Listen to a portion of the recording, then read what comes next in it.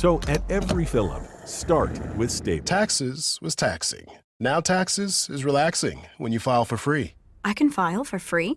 TurboTax Free Edition. Roughly 37% of filers qualify. Simple Form 1040 returns only. See if you qualify at turbotax.com/free. I can file for free. Now this is taxes. File for free with TurboTax Free Edition and get your maximum refund. No schedules except for earned income tax credit, child tax credit, and student loan interest. See if you qualify at turbotax.com/free. I'm attorney Brian Ritchie. Workers' comp can be tricky, but my law firm will be on top of all the complicated paperwork and sneaky deadlines so that all of your I's are dotted and T's are crossed. If you've been hurt on the job, I'm on top of it. Contact us at ritchielaw.com. WCMC-FM HD1 Holly Springs. You're listening to The Adam Gold Show on the North Carolina Sports Network. Empty net for Carolina, and it finds Alex Ovechkin, and that'll be knocked away. Good stick there. Seth Jarvis playing defense. Ovechkin might have to wait then for 8:96. Canes coming the other way. Jarvis, he scores! Oh, what a play! Jarvis, defense to offense, and the Canes have tied it with 1:45 left here in the third.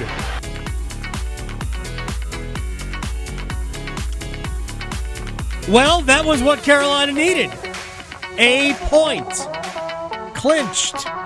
Second seed in the Metropolitan Division playoffs. And games 1 and 2 on home ice. We've known the opponent for a while. It was made official. Actually, it wasn't even made official with anything that Carolina did. We knew the matchup based on what the Devils did. Or based on other things happening, that the Devils clinched the third seed in the Metro. So we knew that this would be the matchup. Carolina, New Jersey, again. I was like, it's either New Jersey or Boston, it seems like every year. Or the Islanders. One of the three. But that is a recent development. Canes and Islanders is only a recent development. Canes and New Jersey has been almost every year in the playoffs. It's crazy. It was 2001, 2002, 2006, 2009. 3 years ago? I think this is the 6th meeting. Boston is also a 6-time playoff opponent. 98. And then it's been like every year since. 98, 09, 18, 19. Yeah. 19, 20 in the bubble. And then 19 just 5. 21, 22. 21 and 22? I don't even know. Whatever. Regardless, it is a frequent matchup, the New Jersey Devils. Look forward to that. But you get games 1 and 2 on home ice, and that is official. Speaking of official, huge news before we start. This is, it's not even breaking news because it happened earlier this morning, and Eric Tulsky and his Twitter emoji game forecasted. Was it yesterday? Yes, it was yesterday. yesterday. Yesterday in the morning. I wake up to this jet plane emoji, and Alexander Nikishin has signed. So it's a 2-year deal, which is really a 1-year deal because it starts this year, and this year is basically over. 2-year entry-level contract, and now they just have to figure out the visa issues. So he's not yet here. He will not be here this weekend. They hope to get him available to play for the Hurricanes in Montreal and in Ottawa on Wednesday and Thursday, final 2 games of the regular season, and then see where they can go from there. Because he's getting a visa to come here, he still needs a visa to go to Canada. How long that takes, I don't know if it takes longer now because Canada's ticked off. I have no idea.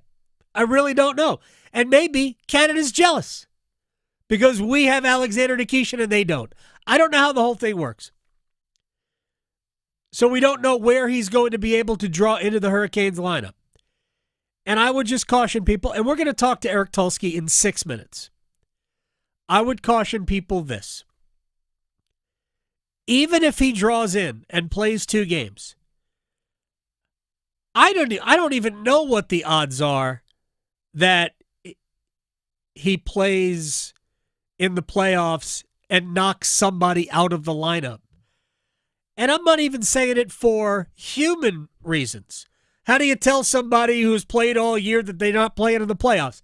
You do what you ice your best team. I just don't know if, having not played with this team all year, having not played this system all year, if Alexander Nikishin can be better than the 6 players they've got right now for the playoffs. Now, maybe Shane Gostisbehere isn't healthy. I don't know. He didn't play last night. That would be a natural fit to draw right in. He's a left shot defenseman. He is an offensive force. He set records for scoring by a defenseman 2 years in a row. So I don't know. But I know fans are just so geeked for the shiny new object, and you should be. This is the number 1 prospect in the NHL, but we have no idea what impact he's going to be able to make. Eric Tulsky will shine whatever light he can on it in 5 minutes. All right, let's start.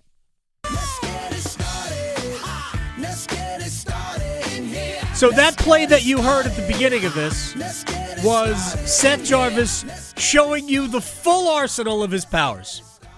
Because Jarvis, who, by the way, last year, sneaky, was, top 10 in Selke voting for top defensive, forward. And I think he could be top 5 this year. Great penalty killer. How all the shorthanded goals. The play he made last night. Alexander Ovechkin is about to ice the game into an empty net. It would have been Carolina's fourth consecutive empty trip to the rink. Nothing to show for it. Jarvis knocks the shot down out of midair, helps start the rush the other way, and then finishes the play on a gorgeous pass from Sebastian Aho. Through the legs of a defenseman, right on Jarvis's tape. Boom, it's 4-4. Canes get to overtime. Bogus penalty on Brent Burns, but whatever. Carolina did get away with a pretty clear Jacob Slavin trip. Don't know how that wasn't called, to be honest. It was very fortunate. But anyway, they kill off that penalty, and they don't really threaten at all in the overtime. They lose a shootout because that's what Carolina does. They are 0 for 3 this year in a shootout. I think they have 1 shootout goal out of 9. It's actually more than 9 because they went extra innings in one of the shootout losses. It was a little bit of an interesting lineup to throw out there as well. Actually, I know you think so, but it really wasn't. So here's what people need to understand. Jackson Blake, Rod Brindamore plays a hot hand often. Jackson Blake had been playing great, is playing great. So I have no problem with using Jackson Blake in a shootout. Now, I do feel like he was a little cautious because the last 2 times he was either in a shootout or had a penalty shot, he lost control of the puck each time. But Jackson Blake is a different player now than he was then, and Blake didn't score. Andrei Svechnikov is just their best shootout guy. Carolina doesn't have anybody else in the lineup with more than 5 attempts who's over 30%. Andre going into the game was at 44%. Why anybody would question that is silly. Now you're just questioning it after the fact, or you don't have the facts. So Andre was the best on the team at that skill. He didn't score. The Sean Walker thing, I get you. It was his first ever shootout attempt. But I also, having been to enough practices, I see what they do during practice. They'll stop a drill. Rod will choose somebody. Shootout time. You on the goalie. Maybe Walker has excelled at that. I don't know. But it was actually, to me, I was surprised to see Sean Walker. But in retrospect, I know how they do it. He's not spinning a wheel. And then who does it land on? Oh, look. The wheel stopped on Sean Walker. That's not how it works. All right, let's get to the general manager of your Carolina Hurricanes. Mr. Eric Tulsky, who joins us on the Adam Gold Show. I appreciate your time. There's nothing going on over there, is there? Hey, it's just been a quiet week around here. Not much going on. Just like always, really. It's just chill time over here. I understand. Let me just ask up front, because none of us have any clue how this is going to play out in terms of when he can draw into the lineup. I know your druthers, how much he will play, because that's really up to the head coach. But can you give us a sense, since I know the KHL, a lot of people haven't seen any of the videos or whatever, give us a sense of what type of player Alexander Nikishin is. Yeah, so he is an all-around player. He's a 6'4" physical defenseman who throws some of the biggest hits in the KHL, and he also has really dynamic vision and creativity with the puck and the ability to score from spots where it's hard to score from. So he has a very complete game. And I think the most important thing here is it's a league where a lot of times the play is sort of passive, but the team he's coming from has sort of modeled their approach after the way we play. And so the transition hopefully won't be quite as big for him as it would be for a lot of people, but it's always a transition. And so it's hard to know how long that'll take, but maybe it'll be 2 practices, maybe it'll be 6 months. I don't know. We need to get him here and see. Is there any, Eric Tulsky is joining us here, is there any insight you can gain from former Hurricanes? And there were a few on that team, Yevgeny Kuznetsov, Valentin Zykov, who was here for a little bit, Tony DeAngelo played there for half a season. Have you talked to any of them about what type of player/person you're getting? I haven't.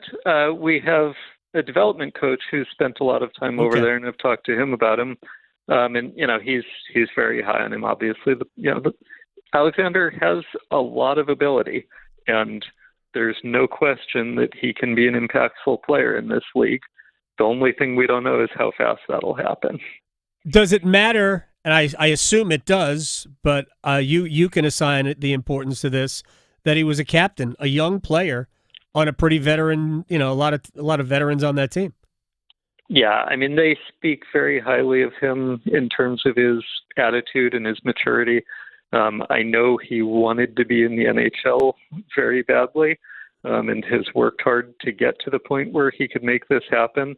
So he brings that kind of work ethic and that kind of leadership, and that got recognized. That's a team with a long tradition of history, and they don't have a lot of 23-year-old captains. So it does say something about him. Eric Tulsky is joining us here, Hurricanes general manager, on the Adam Gold Show. Let me just dig into the contract. 2-year deal. It expires after next year. So effectively, it's kind of a last couple of days of this season plus next year. He's a restricted free agent at the end of this contract, correct? Yep. He'll be the hockey's equivalent of the NFL's exclusive rights free agent, where he can sign with us. And he won't be available to do an offer sheet like a normal RFA. It's called a 10.2C in hockey terms because we come up with catchy names here. But yeah, so his contract will expire. He won't have the right to sign an offer sheet. He won't have our rights. We will be able to negotiate his next deal when we get there. All right, Eric Tulsky is with us. Yeah, I mean, look, we all have. I'm glad you pointed that out because I don't really understand any of the contract issues that you guys are obviously great at dealing with. So now, well, let's go back. What were the hurdles that needed to be cleared in order to even get to this point, and when did they start for you? Yeah, so his contract with SCA ran through the end of May. Right. So we needed to know that they would be willing to release him from that contract to let him sign with us. And then we needed to be able to negotiate a deal with his agent. And that takes time. And then on the side, we also need a work visa to have somebody come in from another country and get paid money to do a job in the U.S. And so we've been working on that on the side also. And that's kind of the last step to getting him here in games, is finishing that immigration process and getting him here. Has that become, I know this is going to sound for some people like a political question, and maybe it is, but has that become more difficult of late than it was, say, a year ago? So the process hasn't changed. I don't know whether the time to process a visa might have, because, we do know staffing levels have changed at some government agencies, and that may have an impact on how fast we can get the visa, but I don't know. I don't have any visibility into how it's coming along through the process. I just know any day now we would expect it to show up. It could have been here yesterday, could be today, could be Monday. That would be sort of the normal range. And all of that impacts when he can draw into the lineup. He can't. Now, can he? When can he physically come into the United States? Not until he has a visa. Right. Okay. So we have to get that. It's not like just getting a passport and just flying to another country, right? Yeah, and it's even for extra fun complication because we don't have diplomatic relations with Russia. When the visa gets issued, he has to make an appointment at an embassy in a country that does have diplomatic relations with us so that the visa can be placed in his passport. So he might be flying to Kazakhstan or Saudi Arabia or Thailand or wherever to get the visa put into his passport at the U.S. embassy so that he can come here. Unbelievable. Now, are there more complications? I know when for him to go to Canada. More complications. This process is complicated. Yeah, so we also need a visa for him to be able to work in Canada. So we're working on that in parallel with the Canadian government through their process, because our last two games of the regular season are in Canada. Has that become more difficult? Yeah. I don't know. It's the truthful answer. We are working to accelerate that. When we started it, we thought getting him here for those two games was very unlikely. We've come up with some ways to sort of speed it up, and we're working on it and trying to do everything we can. But we really want to see him get into a game or two before the playoffs get here, because, like I said, it's always an adjustment, and giving him a chance to play games in our system and have the coaches see how he plays has a lot of value for us. So I know the Chicago Wolves are a possibility for him if you can't get the Canadian visa figured out, but before the team plays Wednesday and Thursday in Montreal and Ottawa. And the Wolves play the same system that the Hurricanes do, correct? Correct. So that is definitely a plan. Obviously, we'd rather see him in an NHL game if we could, but at least getting him the chance to see him play the way we play has value. Now, I know this is also a question that probably should be directed towards the head coach, and fortunately, I will talk with him tomorrow, so I will ask that question. But do you see him as a playoff roster option, like he could draw into Game 1 versus the Devils whenever that could be? Yeah, I mean, ultimately, it's going to be up to Rod. Right. We need to get him here. We need to see how he looks.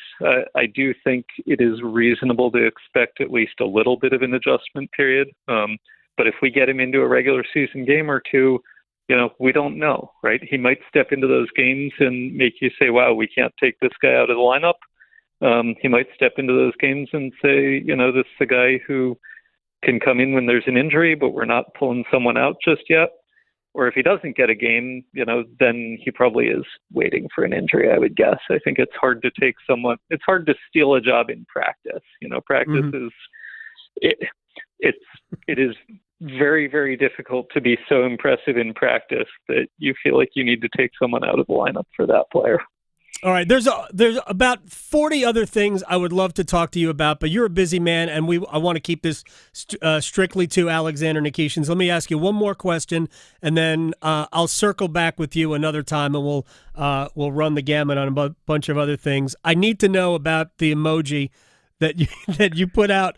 I'm assuming that is your Twitter. You're not a big tweeter, but I assume that was yours.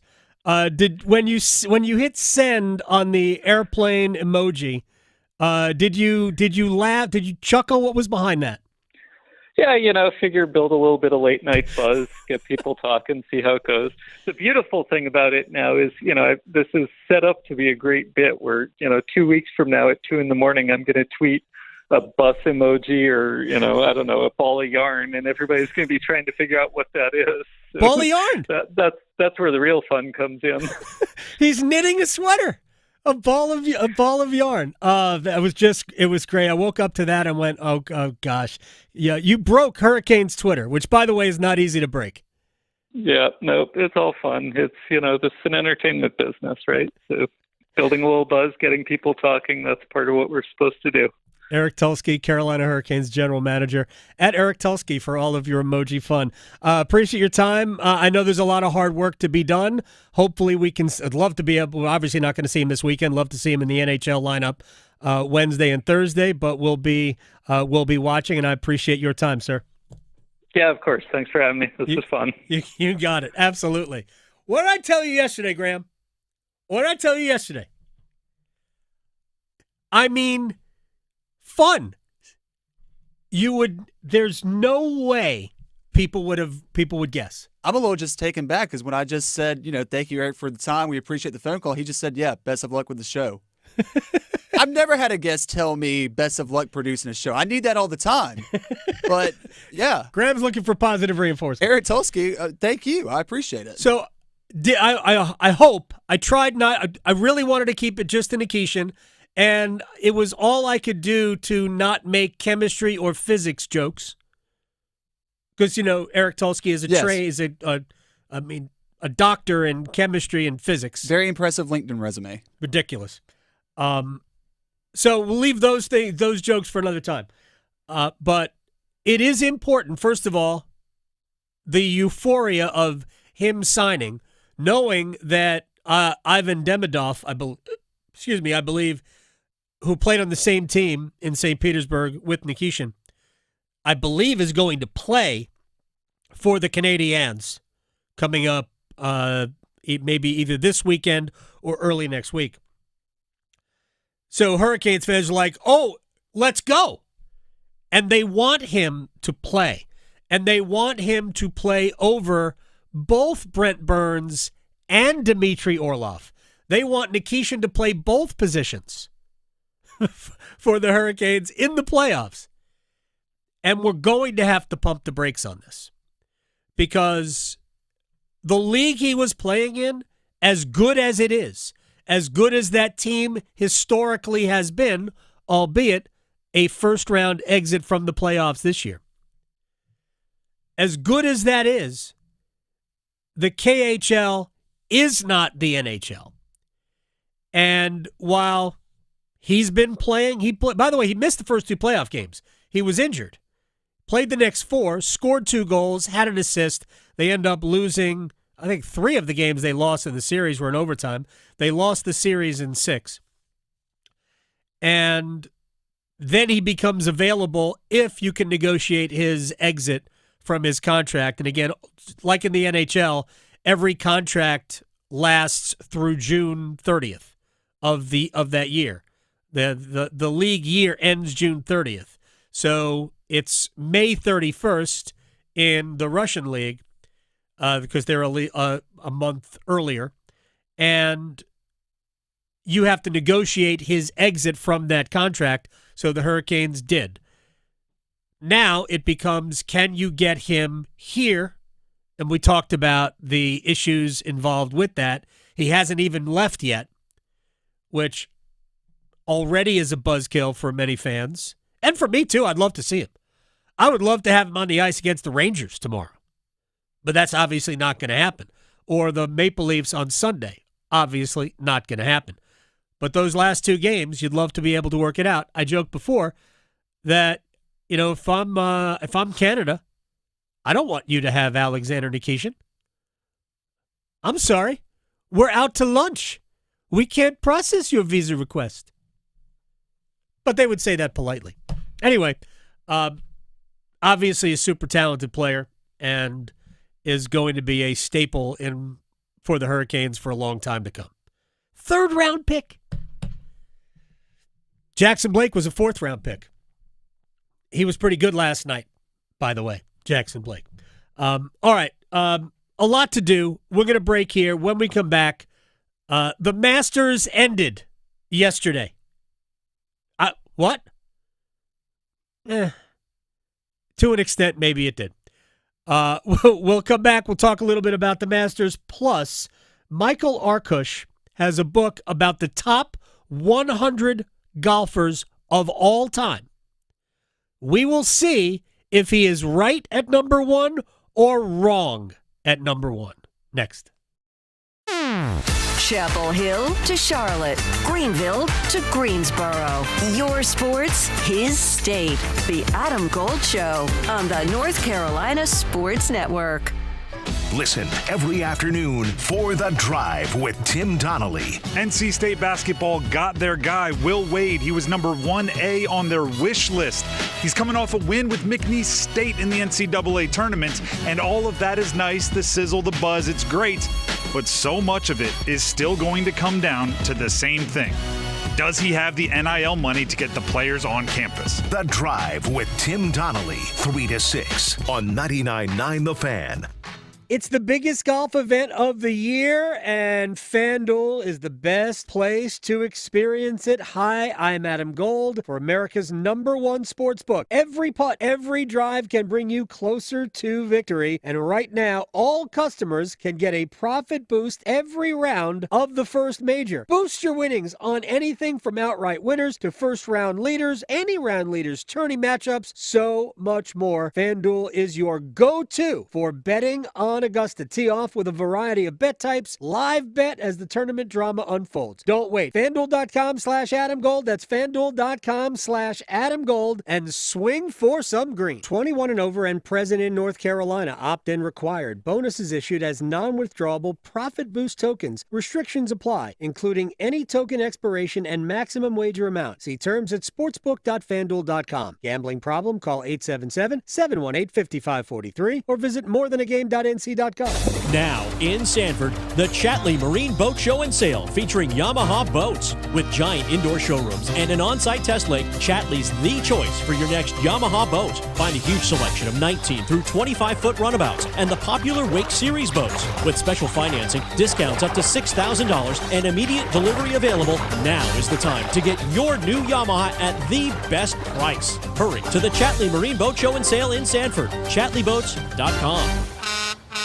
Wesley Financial Group is not a law firm. Are you a victim of the timeshare trap and think there's no way out? I'm Chuck McDowell, founder of Wesley Financial Group, the original timeshare cancellation expert. And I'm here to tell you that there is a way out. All you need to do is give my office a call. I will send you a timeshare exit information kit absolutely free, explaining how the timeshare industry works and your options for cancellation. Call Wesley now for your free info kit. 800-383-7733. That's 800-383-7733. Paid for by Wesley Financial Group. Need CPAP supplies fast? I'm Brandon Giggling, president of Parkway Sleep Health Centers, and we are the Triangle's top sleep provider, offering quick access to the equipment you need for better sleep. Get the right supplies right when you need them. With over 20 years of experience, our expert team is here to help you sleep better, sooner. Discover why so many trust Parkway Sleep Health Centers for better sleep. Visit parkwaysleep.com now and start your journey to a healthier night's sleep. Parkway Sleep Health Centers. Sound sleep. Sound health. The Body Armor State Games are coming to Greensboro this June. Registration is open to athletes of all ages and skill levels in 20 different sports. The Body Armor State Games feature 11,000 athletes and 600 teams. Don't miss out on North Carolina's largest sports festival of the year. Visit bodyarmorstategames.org today. The Body Armor State Games are proud to partner with Truist, Lowe's Foods, and Blue Cross and Blue Shield of North Carolina. Dennis Cox here for my friends over at Law Tigers. It's that time of year, folks, back on the open road, taking a cruise on the motorcycle, but there's always that risk when you're on the bike. That's why you got to contact Law Tigers at 1-800-LAW-TIGERS if you're injured in a motorcycle accident, even before you contact your insurance company. Insurance companies pay the least amount possible. Law Tigers, they're riders too. They know what your bike and your gear are worth and what you're going through after an accident. 1-800-LAW-TIGERS. Law Tigers is a network of independent law firms who are members of the American Association of Motorcycle Injury Lawyers. Law Tigers is not a law firm. This is Adam Gold. Did you see what Duke is paying the quarterback that they pulled out of the portal from Tulane? Oh, no. Oh, yeah. 2-year deal, $4 million per. Oh, wow. Per. So. Do they want a quarterback named Victoria? The Adam Gold Show.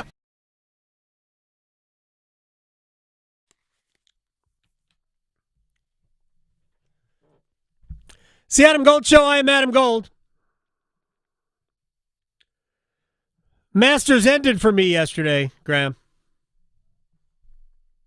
Didn't really, but very bummed that Rory McIlroy became like utterly unraveled on the 15th hole.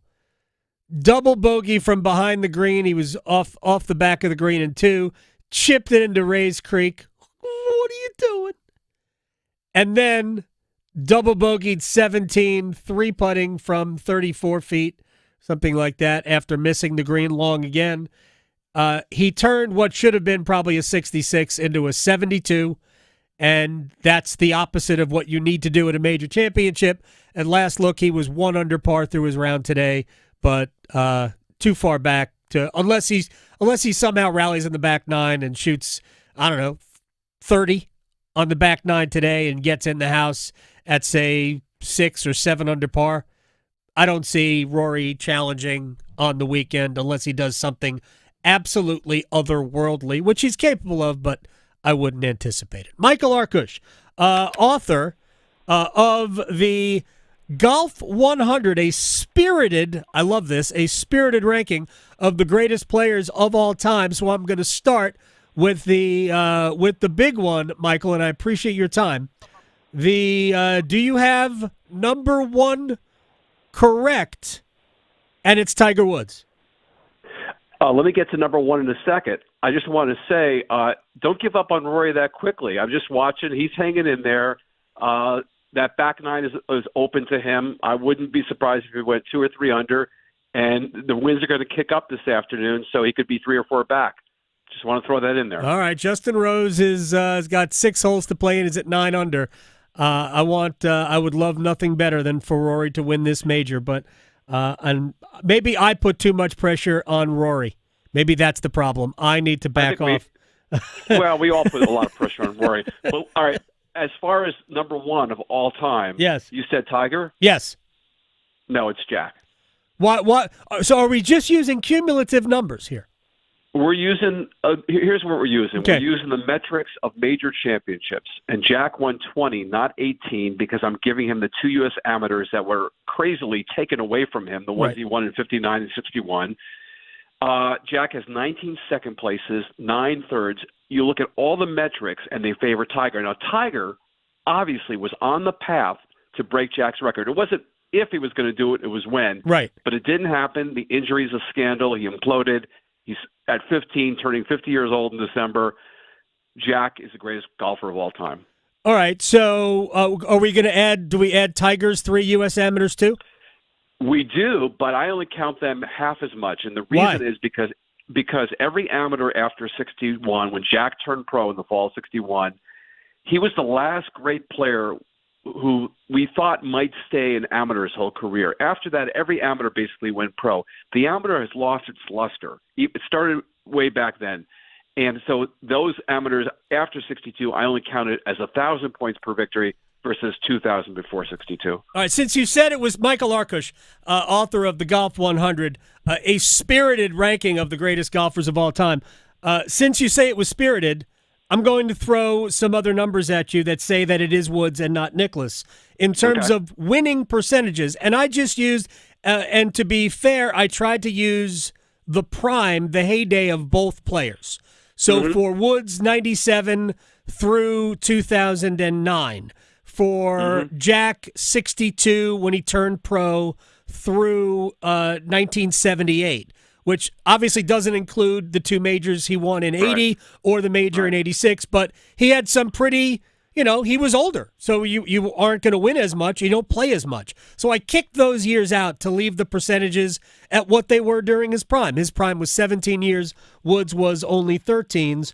But Woods' winning percentages significantly higher, both in PGA Tour events and in major events. Wood's winning percentage in majors for those 13 years was nearly 37%. Jack's was 27%.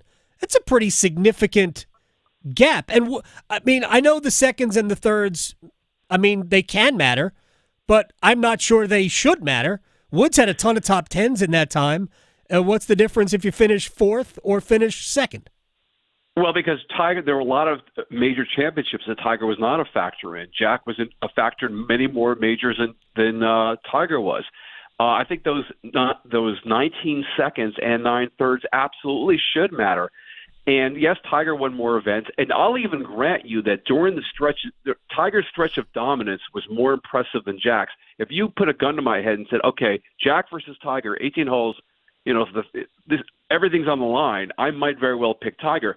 But you still have to go to the entire body of work.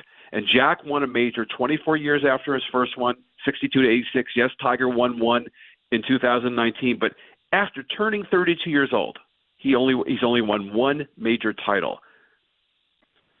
Well, yeah, no, that is a truism, but that basically was the end of his competitive, not at the end of his competitive career, but the back injury, the knee injury first, but really the back injuries absolutely robbed him of the ability. I mean, he couldn't swing the club for a while. I understand, and this becomes the debate. I also look at it in relation to the field. Nicklaus was clearly the best player of his era. There's no doubt about it. Well, let me interject here.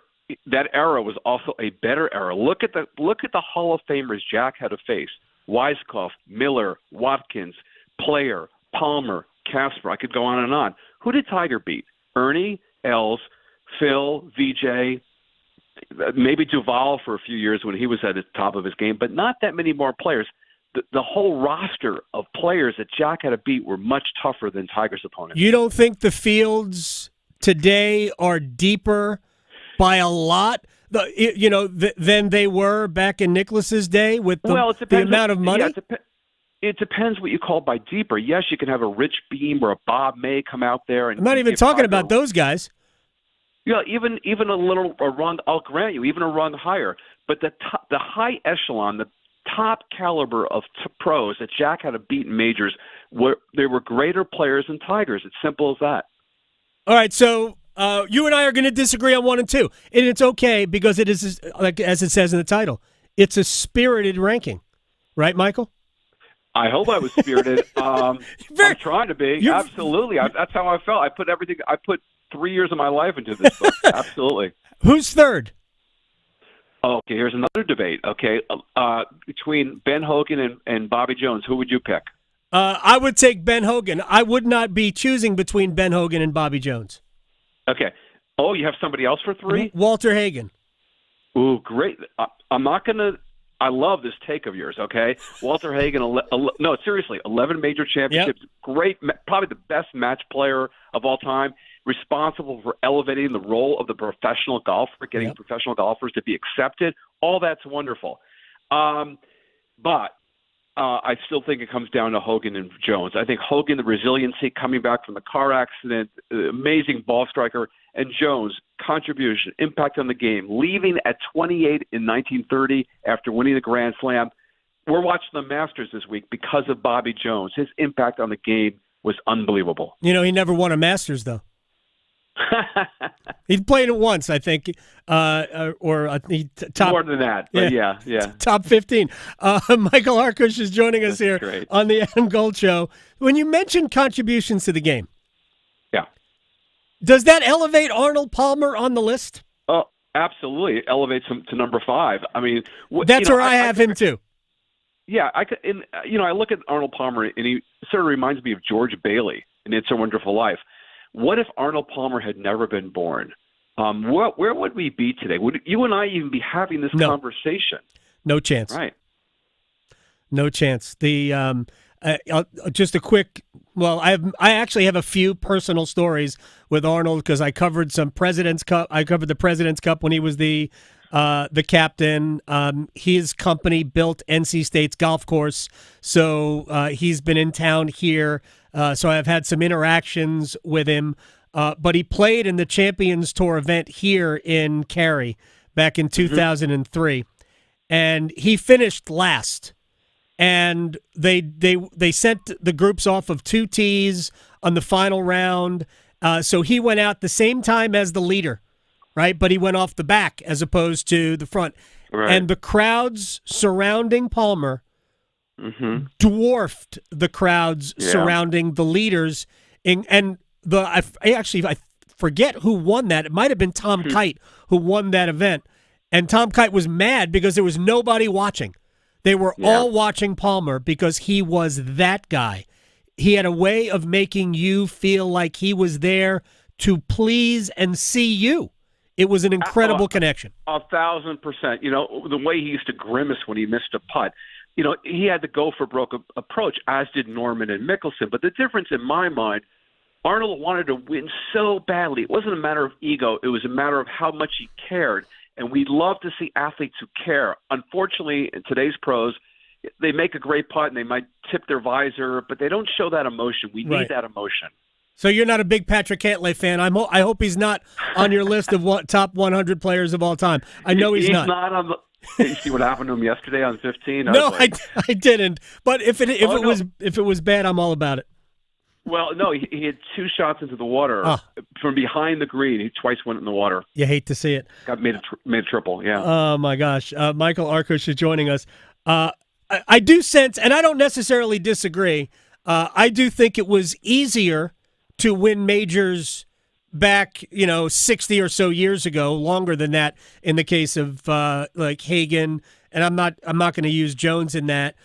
Simply because there were fewer players who were playing at that level, way more players playing at the top level today and really over the last, say, 20, 30 years than there ever have been. Other than Woods, who is the highest-ranked player of the modern era? What do you consider the modern era? Starting what year? I would say probably early 80s.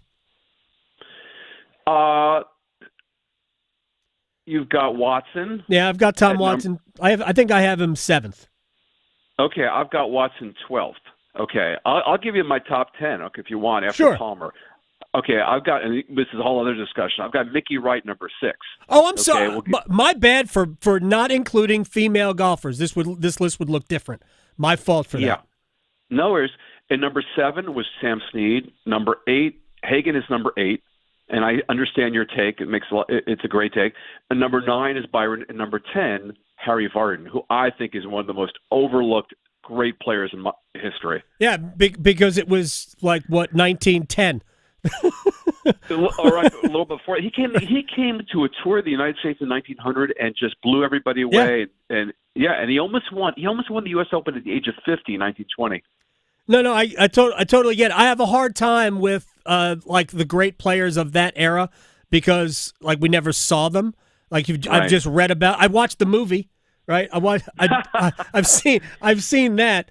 Where is Phil Mickelson, who is to me the second greatest modern player of all time? Second greatest. He's number 13. Okay. And here's the he's 6 majors, should be 8, 9, or 10. Look at Wingfoot in 06 and a couple other moments where he threw it away. He didn't know how to play the safe shot when it mattered. It's a shame because enormous talent, as you know. The Victor in Kiowa a couple years ago, the PGA. Yeah. It's a shame that he didn't sort of go out that way instead of all the LIV controversy around him. It's tarnished his image, no doubt about that. Where's Greg Norman on this list? I was a huge. Where do you have him? 36. That's way too low for Greg Norman. No. Okay, Greg Norman, simple fact, 14 times had a share of the lead on Sunday in a major, only won twice. Yeah. Couldn't close the deal. He has the a career Grand Slam of playoff losses. Right. So now all of that, but he was also in some ways snake bit. Like he got chipped in by Larry Mize and Bob Tway in a 2-year span. Let me tell you, for the Larry Mize thing, Norman had a number of bogeys in the back 9 of that day, number 1. As far as Tway's, I was there in Toledo when that round, watching him and Tway. Greg Norman shot a 40 on the back nine. You don't deserve to win a major championship when you shoot 40 on the back nine on Sunday. I'm not arguing that, but he was in a playoff. And he lost in a playoff to Mark Calcavecchi at the Open Championship in '89. He shot the last hole into the bunker, which you could not do. All of that. Greg Norman was his own worst enemy. Correct. But in terms of worldwide wins and all of that, 36 is criminally low, Michael Arkush.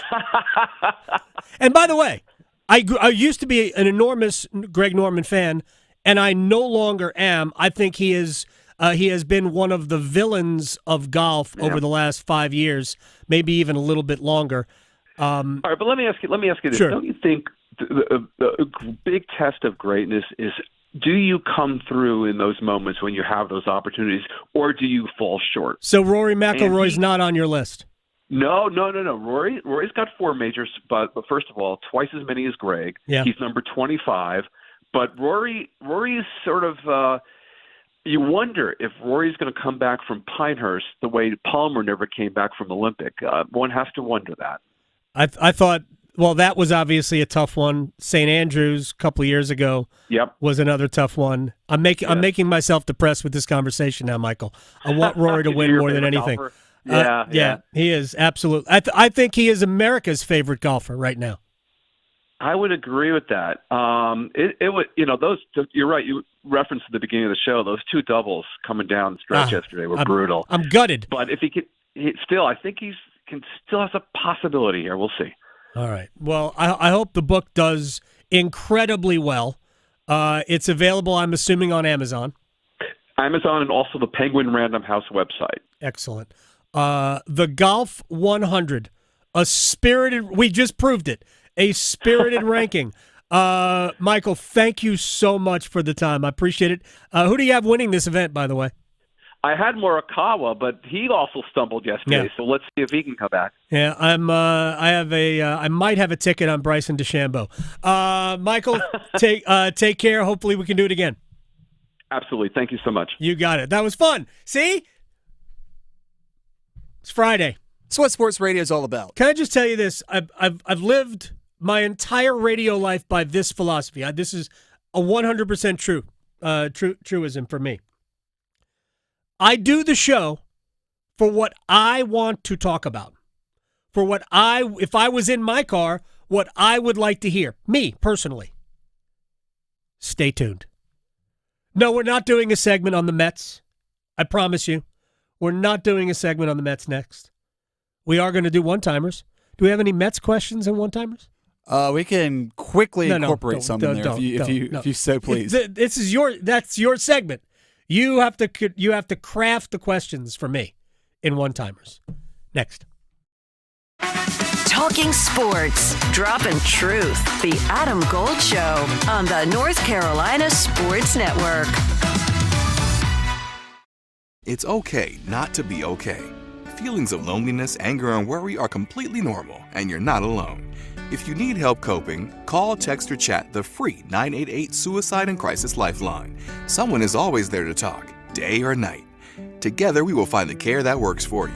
Just call, text, or chat 988 anytime to talk to a trained counselor who will listen, provide support, and connect you to other resources that can help. Let's get through it together. Brought to you by the North Carolina Department of Health and Human Services. From the mountains to the coast, there is tremendous pride in North Carolina agriculture. NC Forever Farms is a program recognizing family farms that are protecting precious working lands vital to the future of agriculture. Through permanent agricultural conservation easements, these NC Forever Farms will always be protected from development. Learn more about preserving family farms through the Farmland Preservation Division of the North Carolina Department of Agriculture and Consumer Services by visiting NCADFP.org.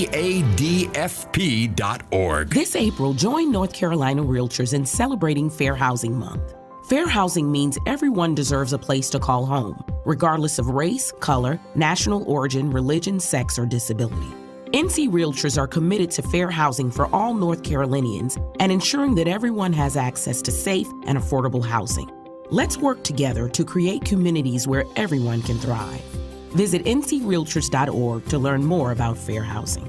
paid for by NC Realtors. The North Carolina Department of Health and Human Services is looking for people age 21 or older to volunteer in long-term care facilities. Community Advisory Committee volunteers help residents and their families advocate for the needs of individuals living in long-term care facilities, such as nursing homes, assisted living facilities, and family care homes. Volunteers must complete orientation and training to become designated and certified representatives of the Long-Term Care Ombudsman Program. Visit ncdhhs.gov/aging to find your county's ombudsman. Every day, people battling addiction suffer in silence. Because of stigma, they fear judgment. They fear being labeled, and too often, they don't get the help they need.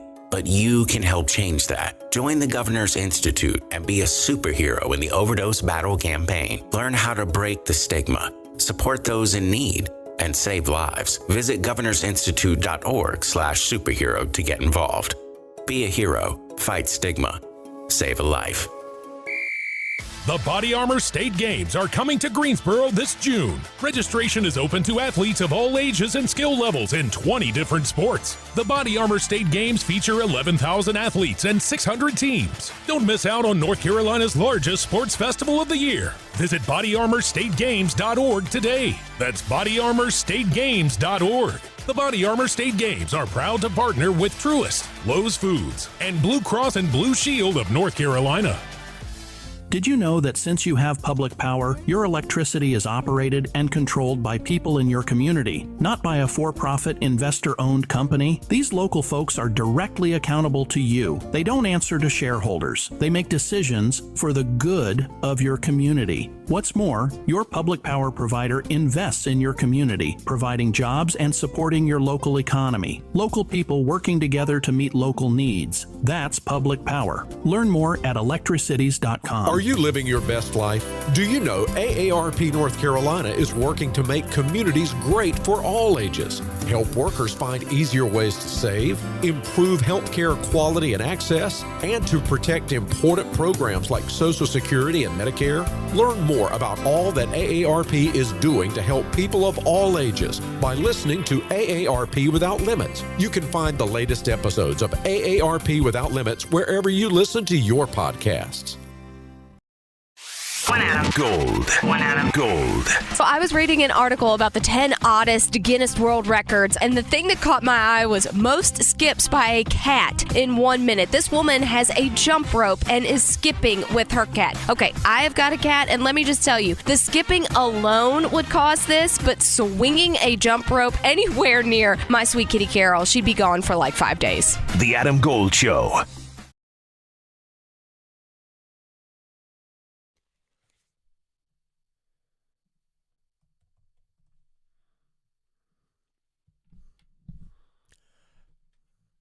Glenn Campbell? All right.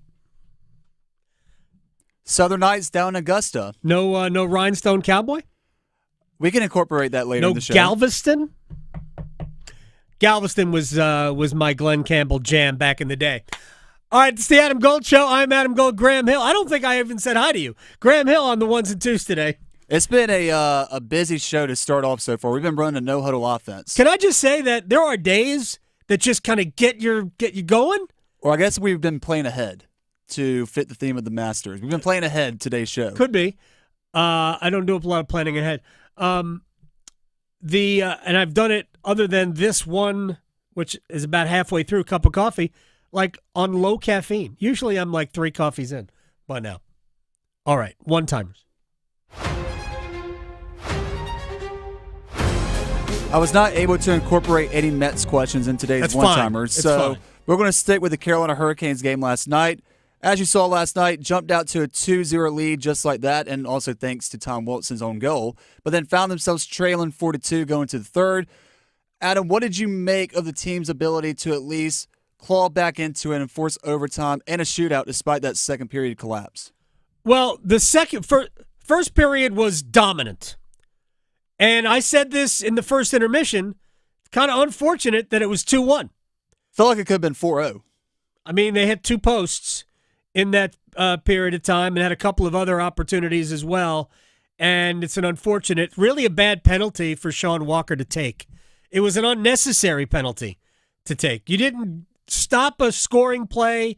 They didn't really do anything when you took, I guess it was a hook or a slash or whatever it was, but it was the right call. So I'm not complaining about that, but it was a bad penalty to take.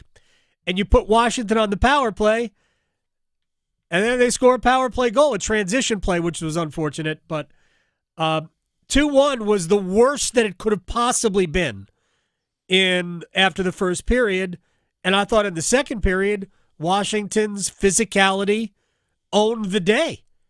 You could point to either a mistake that was caused by physicality or the threat of it. And then you go to Tom Wilson's goal where he basically went through Slavin for the goal. We didn't get great goaltending last night, by the way. So for me, second period was atrocious, and 3-0 seems right. But I give them credit for bouncing back in the third. They were good. Not as good as they were in the first, but good in the third. Unfortunately, they didn't really have a chance in overtime. Can I just pile on Slavin? This might be the only question. I might pile on Slavin. I didn't understand the decision. Stahl wins the faceoff. Where's Jacob Slavin going with the puck? Just take it back. Go skate it back into your own end and play offense. He had no chance to get to where he was going with the puck through two Capitals. So it was an uncharacteristically poor night from Slavin, unfortunately. And I'm not going to say it cost him anything. I like Carolina's chances in 3-on-3 against everybody. They really never had a chance to play it. All right, Glenn Campbell takes us out. Making more sports sense than social media trolls. The Adam Gold Show on the North Carolina Sports Network. Move your sports day forward. Sports teams struggle when they don't have the heart of their team in the lineup. And as we've seen with the Carolina Hurricanes, especially on the road, they've been missing their heart, Jordan Staal. But Stallsy, you only have one thing to worry about between now and the start of the Stanley Cup playoffs. Just get healthy, buddy. They're going to need you. Get set up. Join Next Up with Paul Ihander. Mornings at 9 on 99.9 The Fan, the Triangle Sports Leader. Is going to your local bar the worst part of your day? The bartender ignores you, mediocre food, warm beer? Then why go there? Take 5 minutes and drop in at Sharky's, where they'll give you a free evaluation, and you can learn about all the bars that you shouldn't go to. Sharky's has helped thousands find the right bar to hang at. What are you waiting for? Sharky's evaluation could be the cure to the worst part of your day. Change your bar, change your life. Sharky's, 5800 Durley Road by the Shell Station. Hey, it's Adam Gold, and I am in studio with my friend Patrick Day from the Aluminum Company of North Carolina on Hamlin Road in Durham. Your open house coming up. What can we expect? Give me all the bells and whistles. This Friday and Saturday, 8 to 5 on Friday and 8 to 4 on Saturday. We're going to be here. All of our manufacturers' reps are going to be here. We're going to have food trucks. You can come out for breakfast if you're an early riser, but if you want to come for lunch, we'll have lunch from like 11 to 3. Nice. And we're giving away thousands of dollars of prizes. This year we've got a special prize of 2,000 square feet of James Hardy siding, which is enormous. So if you're in the market for siding, please come out and see us. And you'll be there, right? I will be there. I don't think I am eligible for the siding, but can I get something? You absolutely can. I'll make you ice cream personally. Ice cream? Ice cream. Personally. Very nice. Yeah. You guys have everything. You have windows, doors, awnings, railings, gutter helmets. I mean, it's tremendous. You guys do an amazing job. The open house Friday and Saturday, 8 to 5, and then 8 to 4 on Saturday. They'll feed you to the gills. 800-672-4348. AluminumCompany.com. Diabetes, high blood pressure, anxiety meds, everyone's on them. If you're a 50-year-old male, maybe a bit porky, and you may even have type 2 diabetes, $1 million of term insurance may only cost you about $200 a month. Call Term Provider. Speak with Big Lou at 800-444-2013. Big Lou will find a term life policy for you even if you have type 2 diabetes, are overweight, or have high blood pressure. Term Provider has helped thousands of people like you who think they can't afford term life insurance. To buy $1 million of affordable term life for you, all you need to do is call Big Lou at 800-444-2013. Lou will make sure the scales are tipped in your favor. Call 800-444-2013. Big Lou will answer your call and work to fit you into a term life policy that you can afford. Remember, Big Lou's like you. He's on meds, too. Call 800-444-2013. 800-444-2013. At the V Foundation, V is for victory over cancer. V is for victory over giving up. Don't give up. Don't ever give up. Join our team in the fight against cancer at V.org. Cool cars, cool people, good times. America's favorite car show is back. The Good Guys 10th Griot's Garage North Carolina Nationals presented by Tremec. April 18th and 19th at the North Carolina State Fairgrounds in Raleigh. Cruise on out and see over 1,500 of the Southeast's finest hot rods, muscle cars, and trick trucks. Autocross racing, a Saturday night demolition derby, vendor midway, live entertainment, and more. April 18th and 19th at the North Carolina State Fairgrounds. Details at good-guys.com. I'm attorney Brian Ritchie. Getting hurt in a car wreck comes with all kinds of stress and frustration. But when you call me, I'll be on top of all of it. So all you need to worry about is getting better. If you've been injured in a car wreck, I'm on top of it. Contact us at ritchielaw.com. Broadcasting live from the Lenovo Studios. WCMC HD1 Holly Springs. 99.9 The Fan. The Triangle Sports Leader.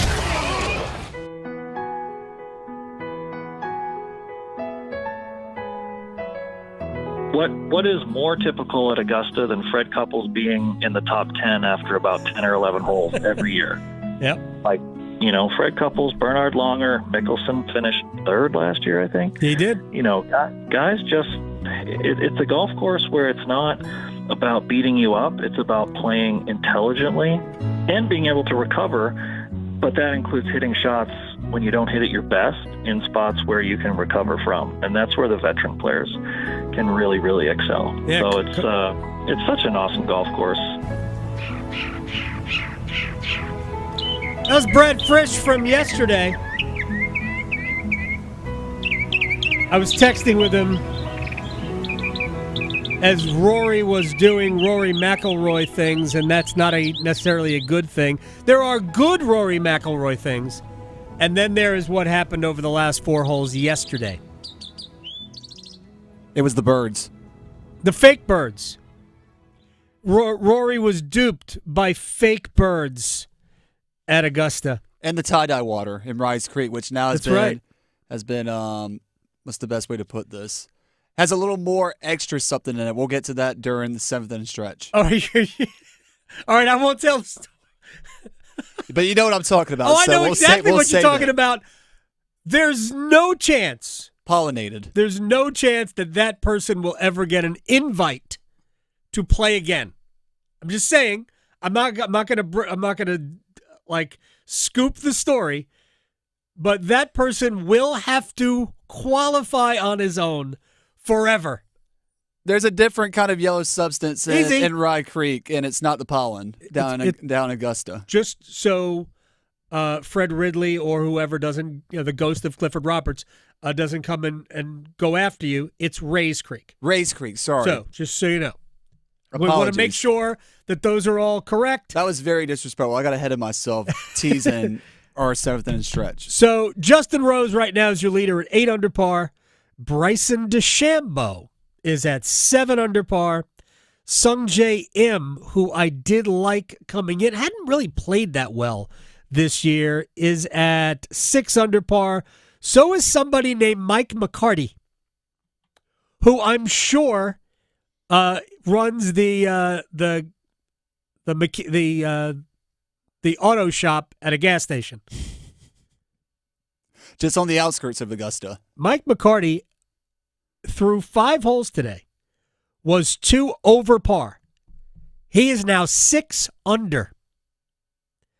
He went birdie, birdie, birdie, made 2 pars, birdie, birdie, par, birdie, par, birdie. He is 6 under playing the last hole. 8 under par in his last 11 holes. I think that's good. I could be wrong. I think that's good. Corey Connors is at 5 under. Rasmus Højgaard is 4 under and 5 under for the day through 12. Ludwig Åberg is even par today. He is 4 under. Scotty Scheffler hasn't teed off yet.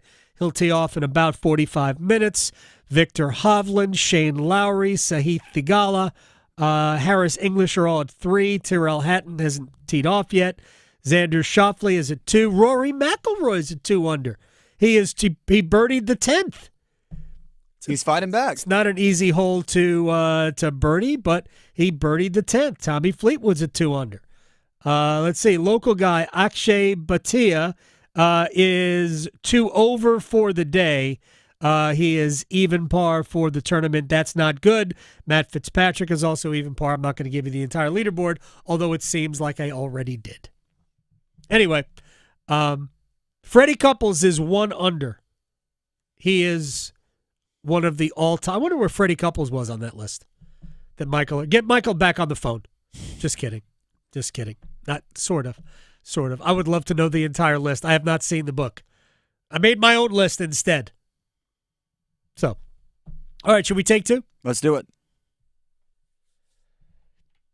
All right, the number one story for those of us here is the fact that Alexander Nikishin signed with the Hurricanes, entry-level deal, 2 years, the balance of this year plus next year, so he'll earn under $1 million league minimum, and then he'll get paid, which, if all goes according to plan, should be a pretty good contract and somebody that the Hurricanes will have, on their blue line for the next 8 years after next year. So for 10 years, roughly, Alexander Nikishin will be whether it's a top pair or you'll have 2 top pairs.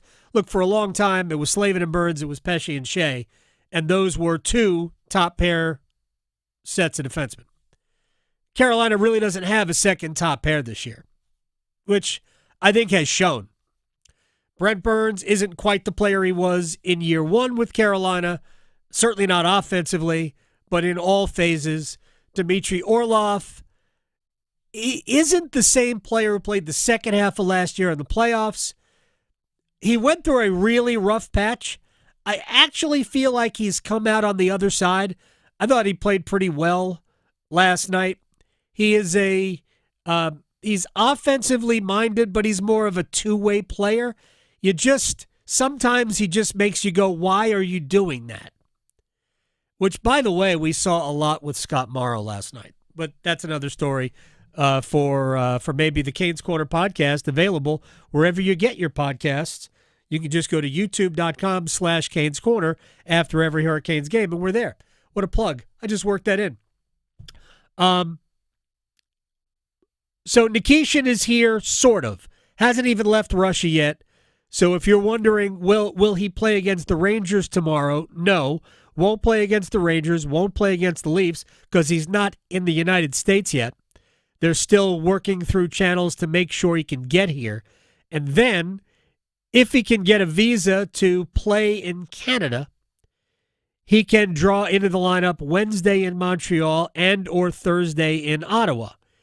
In lieu of that, he'll go to Chicago and play with the Chicago Wolves. And then, maybe, and this is a question for the head coach, Rod Brindamore, maybe he draws in to the playoff mix, although I just don't know how that's going to work. And it isn't about being fair to anyone.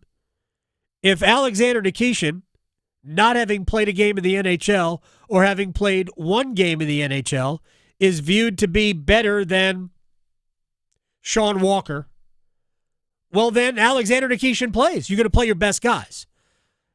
And that goes for the forward group too, by the way, because they've got 2 extra forwards now.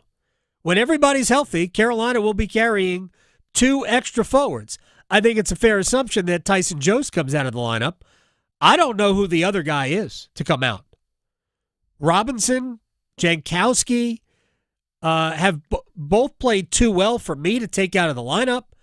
I thought we saw positive steps from Andrei Svechnikov last night, but not a complete package. Jesperi Kotkaniemi hasn't really played well apart from an occasional flash here and there for like a month and a half. Yeah, I mean, he's in danger of being, on the list of who do we take out of the lineup. And I say this knowing that Carolina needs centers. Jack Roslovic didn't play a good game last night. You know, he's a candidate to come out of the lineup, even though he's got more than 20 goals this year. So, Nikishin, not sure if he's going to play, whether regular season or playoffs. But at least that part of the deal is done. He's signed. He's Carolina's property, if you will. And now we'll see what happens with the visa issues, as explained to us by Eric Tulsky. As for last night, Hurricanes got off to a great start, dominated the first period. Sean Walker took a bad penalty. Carolina gave up a power play goal, and suddenly it's 2-1 at the end of one, when, frankly, Carolina was much better than that. Could have been, even if you give Washington the goal at the end, I mean, Canes probably should have scored 3, maybe even 4, based on what they did, and they completely dominated the game. So, for me, that's where we are. All right, we're going to take a break here. When we come back, we are going to meet the new basketball coach at Campbell, John Andrzejek, and he comes from the University of Florida. He was an assistant to Todd Golden. They just won a national championship. Very heavy into analytics. We'll talk to him about what he plans, how he plans on incorporating that with Campbell basketball. Camels have not made the NCAA tournament in a minute. So we'll talk to him about the new gig. We'll talk to him about the euphoria of cutting down the nets. And after that, we'll let you listen in on a little bit of our conversation with Eric Tulsky regarding the signing of Alexander Nikishin, the top prospect in the NHL. But John Andrzejek joins us next. From the heels, touchdown, Carolina, to the Canes. She scores! He covers it all. The Adam Gold Show on the North Carolina Sports Network. Listen to 99.9 The Fan every afternoon during the drive for your chance to see the Storm Surge in person. It's our annual 10K playoff payout. Try your luck at playoff tickets by finding the golden puck and take your ultimate slap shot at $10,000. Listen for the 10K playoff payout. And remember, with Ford F-150 on your team, it's game on. See your Carolina Ford dealer today. Adam Gold here from my friends at FanDuel, America's #1 sports book, and the first major of the golf season is in full swing. Yep, I did that on purpose. And all customers can get a profit boost for every round of the first major. So you can boost your winnings on anything. You can pick an outright winner right now. I don't believe Rory is a good bet right now. I kind of like Bryson DeChambeau a little bit better than I did even before the tournament started. But you decide. Again, a profit boost for every round of the first major of the golf season. FanDuel.com/AdamGold. FanDuel.com/AdamGold. For 21 and over and present in North Carolina. First online real money wager only. $5 first deposit required. Bonuses issued as non-withdrawable bonus bets, which expire 7 days after receipt. Restrictions apply. See terms at sportsbook.fanduel.com. Gambling problem? Call 877-718-5543 or visit morethanagame.nc.gov. Now in Sanford, the Chatley Marine Boat Show and Sale featuring Yamaha Wave Runners with giant indoor showrooms and an on-site test lake. Chatley's the choice for your next Yamaha Wave Runner. Find a large selection of Yamaha VX, FX, GP, and Wave Blaster models. With special financing, huge discounts, and immediate delivery available, now is the time to get your new Yamaha Wave Runner at the best price. Hurry on in to the Chatley Marine Boat Show and Sale, going on now in Sanford. ChatleyBoats.com. With Progressive Snapshot, you could save on auto insurance rates by driving safely, which is nice because you can just keep doing you. So keep on using that broken phone charger because it occasionally works. Keep quoting something you heard on a podcast as your own. Keep ignoring your sister's texts while you drive and after. And when baggage claim says, have a great trip, keep on saying, you too. And keep driving safely. And you could save with Snapshot from Progressive. Progressive Casualty Insurance Company and Affiliates. Snapshot not available in California or from all agents. Surcharge possible for unsafe driving. Struggling to get the sleep treatment you need? I'm Megan Giggling, General Manager of Parkway Sleep Health Centers. You shouldn't have to wait for better sleep. Our streamlined process provides for sleep studies, CPAP machines, and supplies, without the long delays you'll find at other sleep centers. At Parkway Sleep, we'll help you get good rest faster and with the care you deserve. With over 20 years of experience, join countless satisfied customers who have discovered the Parkway Sleep difference. Visit us today at parkwaysleep.com. Parkway Sleep Health Centers. Sound sleep, sound health. Springfest deals are still in full swing at Lowe's. Right now, get 5 bags of Stay Green Premium Color 2 cubic foot mulch for only $10. And get up to 40% off select major appliances. Plus, save up to $300 when you buy 2 or more select GE kitchen appliances of $396 or more. Lowe's, we help, you save. Valid through 4/16, excludes Alaska and Hawaii. Selection varies by location while supplies last. See Lowe's.com for more details and qualifying items. Dennis Cox here for my friends over at Law Tigers. It's that time of year, folks. Back on the open road, taking a cruise on the motorcycle, but there's always that risk when you're on the bike. That's why you got to contact Law Tigers at 1-800-LAW-TIGERS if you're injured in a motorcycle accident, even before you contact your insurance company. Insurance companies pay you the least amount possible. Law Tigers, they're riders too. They know what your bike and your gear are worth and what you're going through after an accident. 1-800-LAW-TIGERS. Law Tigers is a network of independent law firms who are members of the American Association of Motorcycle Injury Lawyers. Law Tigers is not a law firm. Gold.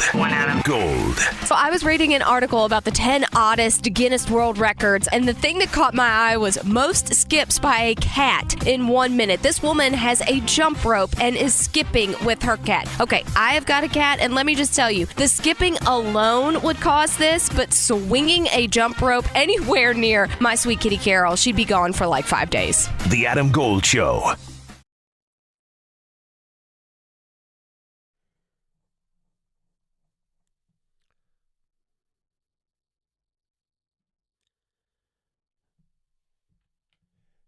It's the Adam Gold Show. I am Adam Gold. Graham Hill is on the ones and twos, producing in place of Victoria today. There's a reason you're playing this song, is there not? There is. The Marching Gators are Florida's pet band. When I attended the first round game of the NCAA tournament here in Raleigh, I was shocked at how well of a job they did at performing this song. You can call me out, Paul Summit. Really? I know people are probably sick and tired of me playing this on the program, but you can never be tired of Graceland, right? No, not at all. What an incredible, incredible album. And I'm sure John Andrzejek, who is the new head basketball coach at Campbell, I'm sure you've got this in your CD collection. Do you? Do you have a CD collection? I don't know about CDs. They did away with those a while ago, but I know you guys made me feel at home. You made me comfortable starting off with that song. I appreciate your time. Wait, there. I'm looking online. There's still a gator in your background here. Yeah, I had to go back to Gainesville for a couple days just to put my stuff in boxes and get moved out. And, but it was important to me to hop on the show and try to spread the message and talk about our new program. All right, we are going to talk about the Fighting Camels here in a second, but that is very relatable. Got to go home, got to pack, got to get out of town, got to get to the new gig. All right, so let's start with Campbell before we kind of work our way back as well throughout this. What attracted you to Bowie's Creek other than honestly the school's golf course is top notch? Yeah, that was number one. No, I'm just kidding. The main thing was I think it's an unbelievable community that really supports their own. It's similar to a place I grew up. Like, I like small towns. I think those are great places to build culture, to get the guys to care about the right thing and to really get to work on our craft and building a really good team. And I sense the hunger that community has for a winner. They're ready to get back to the NCAA tournament. They're ready to pack out the gym and make it wild and have a team they can really get behind. And I have that chip on my shoulder. I want to be good. I want to be a part of something that's special to people.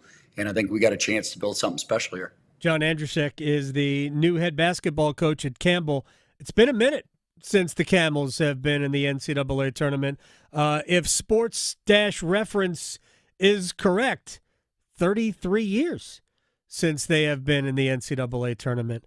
Look, it's basically, it's here, right? You can listen to us. I'm not telling you should. It wouldn't hurt, but I'm not telling you should when you get up here. But this is an area that is just so rich in basketball tradition. Did that play in some way a role in your decision?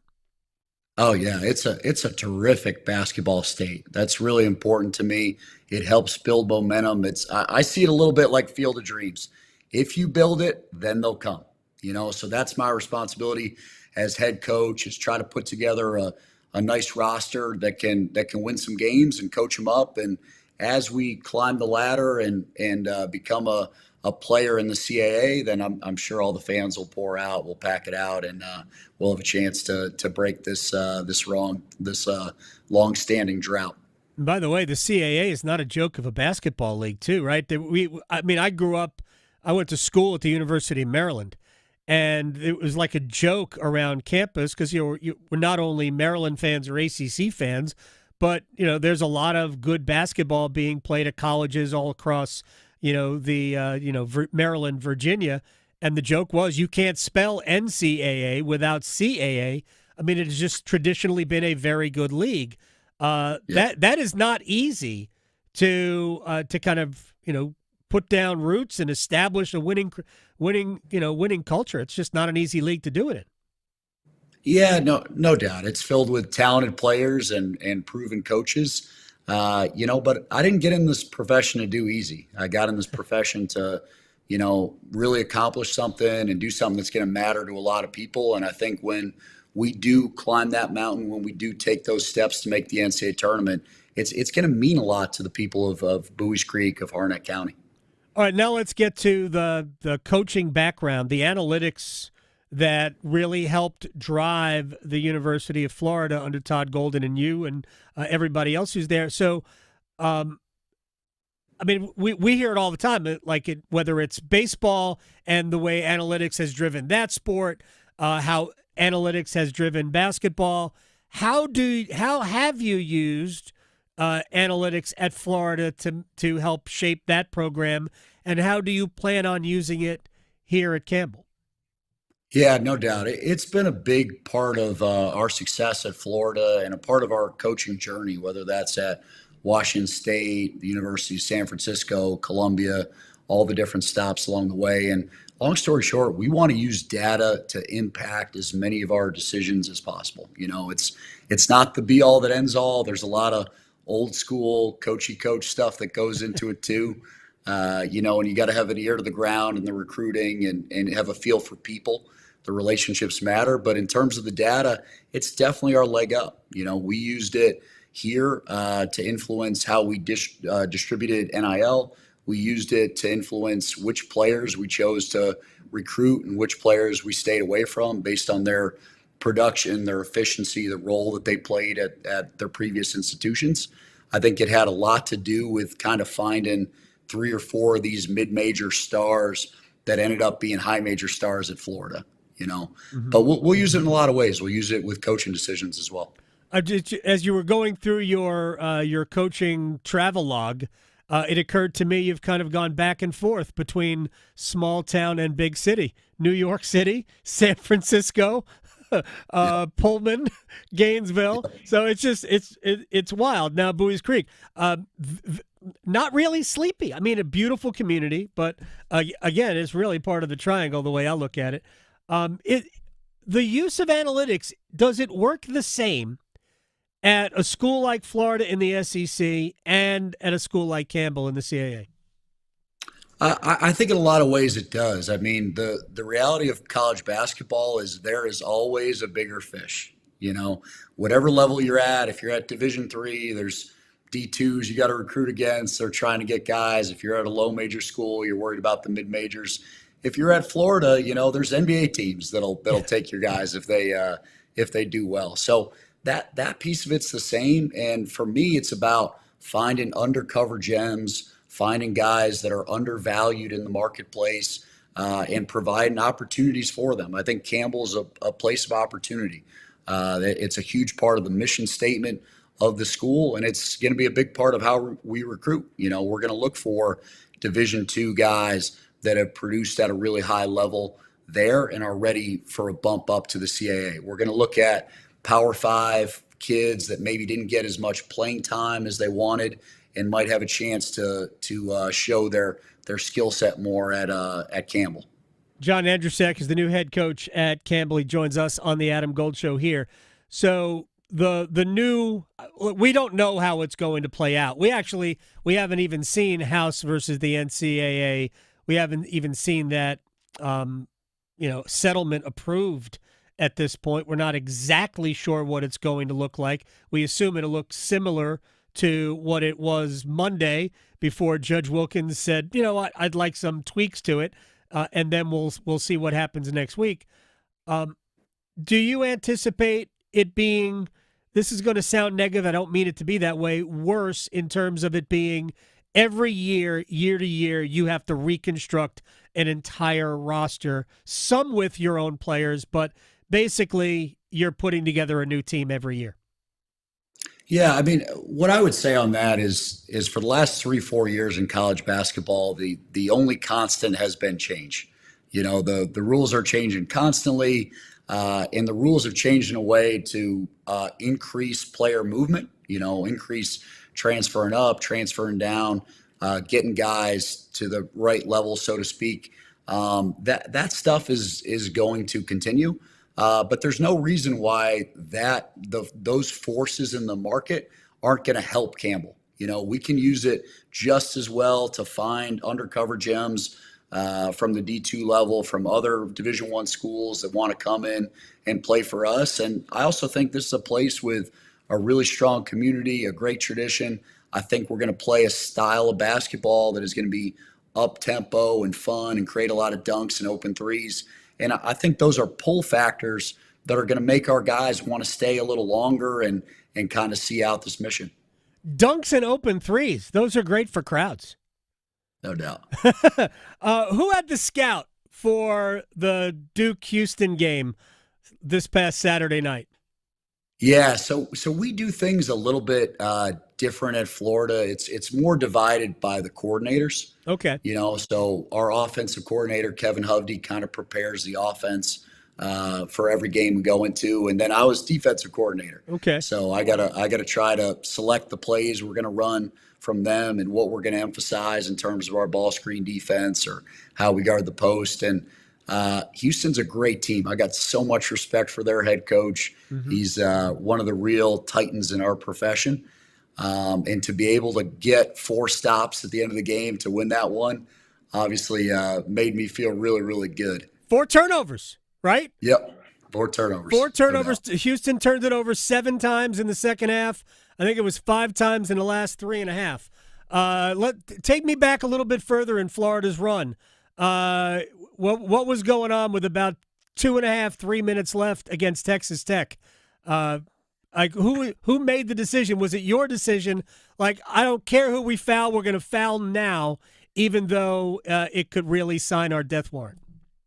Yeah, no, Texas Tech played a great game. Mm-hmm. I mean, they did some things that I think bothered us tactically, and they made shots. It's a make or miss league a little bit, and they had some guys make some well-contested threes to kind of put them ahead. And then down the stretch, we were in the unenviable position of struggling to score, not able to get stops, and had no momentum. Down 9 with 3 to play, the last media. But our guys are just so resilient. They're tough. They are true believers. They really believe we're going to win every game. And as far as fouling goes, we talked about it as a staff, and they had a couple guys on the court that didn't shoot it great from the foul line. And one of the guys we put on the line, frankly, was not one of those guys. He was a good free throw shooter. Their best player. Yeah. But it broke their rhythm. He missed, and then we were able to foul on the next possession somebody that hadn't shot it that good, and he also missed. And that's what it comes down to. You gotta take your opportunities, and on the other end, we made the big threes that we needed to do to shrink that deficit. Can you clone Walter Clayton Jr. and bring that clone to Campbell in the fall? Yeah, I might need to look up some of these research triangle scientists and see what they can do. I think that might be the best winning formula we've come up with yet.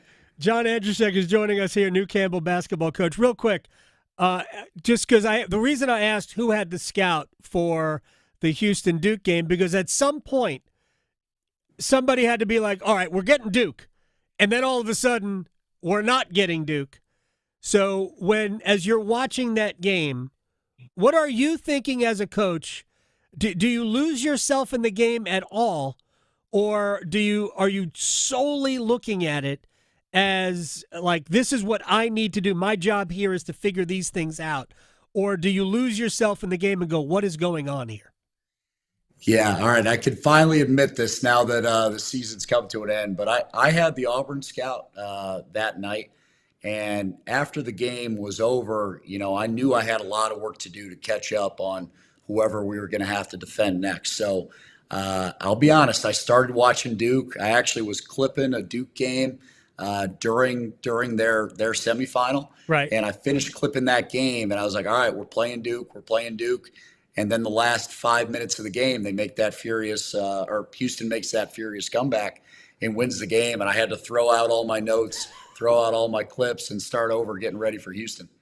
So, first of all, how late did you have to stay up to get ready for Houston now? It was about 5 a.m. It was a late one. All right. Now, I know how we all process that. Did you process that as a Houston comeback or as a Duke, however you want to phrase that, Duke losing it? No, I process that as a Houston comeback. I mean, they are what they are. They're super tenacious and tough. Their press is hard to work through, whether it's in the first half with 15 minutes to go or in the last 40 seconds. And those guys have a lot of belief. They finished the season 35-5 for a reason. They're awesome. They're a great team. I think Cooper Flagg got a shot that he's good at making and has made a lot of times over the course of the season. So that's a little bit how it goes sometimes. Sometimes the basketball gods, just kind of flip it off the rim when otherwise it would have went in. I mean, this was a historic Final Four. Four of the greatest single-season programs we've ever seen. Houston, I think, analytically had I think they called it the third greatest defense in the history of college basketball. We know how good Duke's team was. You guys won it, and your team was fantastic. And I appreciate your time, and we look forward to watching you down at Bowie's Creek. Standing invitation. You want to talk ball? You want to talk fighting camels? We can do all of that. And I appreciate your time. How was it to cut down the nets and then get on a plane? Oh, man, it was a dream come true. I mean, it ends so suddenly. Like, you're just yelling on the sideline, trying to coach that last possession, get that stop, and then you hear the horn. And I just went sprinting. I was running out around the court. I was trying to do my best Jim Valvano impression. I was trying to find somebody to hug, So, and then, it was a long night. I will say national championships don't come that often. So we were celebrating a bit, but we rose up early and got on that plane and got back to Gainesville. Isn't it terrible they make you do media, make the guys do media the next day too? We just stayed there all night. We got to come back and do media again. They do. The NCAA does feed the media breakfast at like 3:00 in the morning. Not that would matter, but I just thought I would throw that in. John Andrzejek. That would have been like dinner for us that night. That's right. I appreciate your time. Congratulations on the gig. Congratulations on the Gators winning the national championship, and we'll talk to you as often as you like. While you're here at Campbell. Awesome. I can't wait. Thank you for having me on the show. It means a lot to the program, and I can't wait to build a team you all can be proud of. Roll Humps. You got it. I've not heard Roll Humps before. That is interesting. Is that new? Humps? Should I have known about Roll Humps?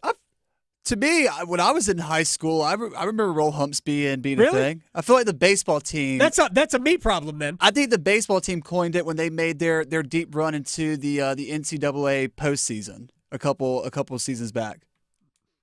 I think that's hysterical. I could ask my mom, who attended Campbell, if roll humps was a thing back in her day. One of our best guests yesterday is a Campbell Camel.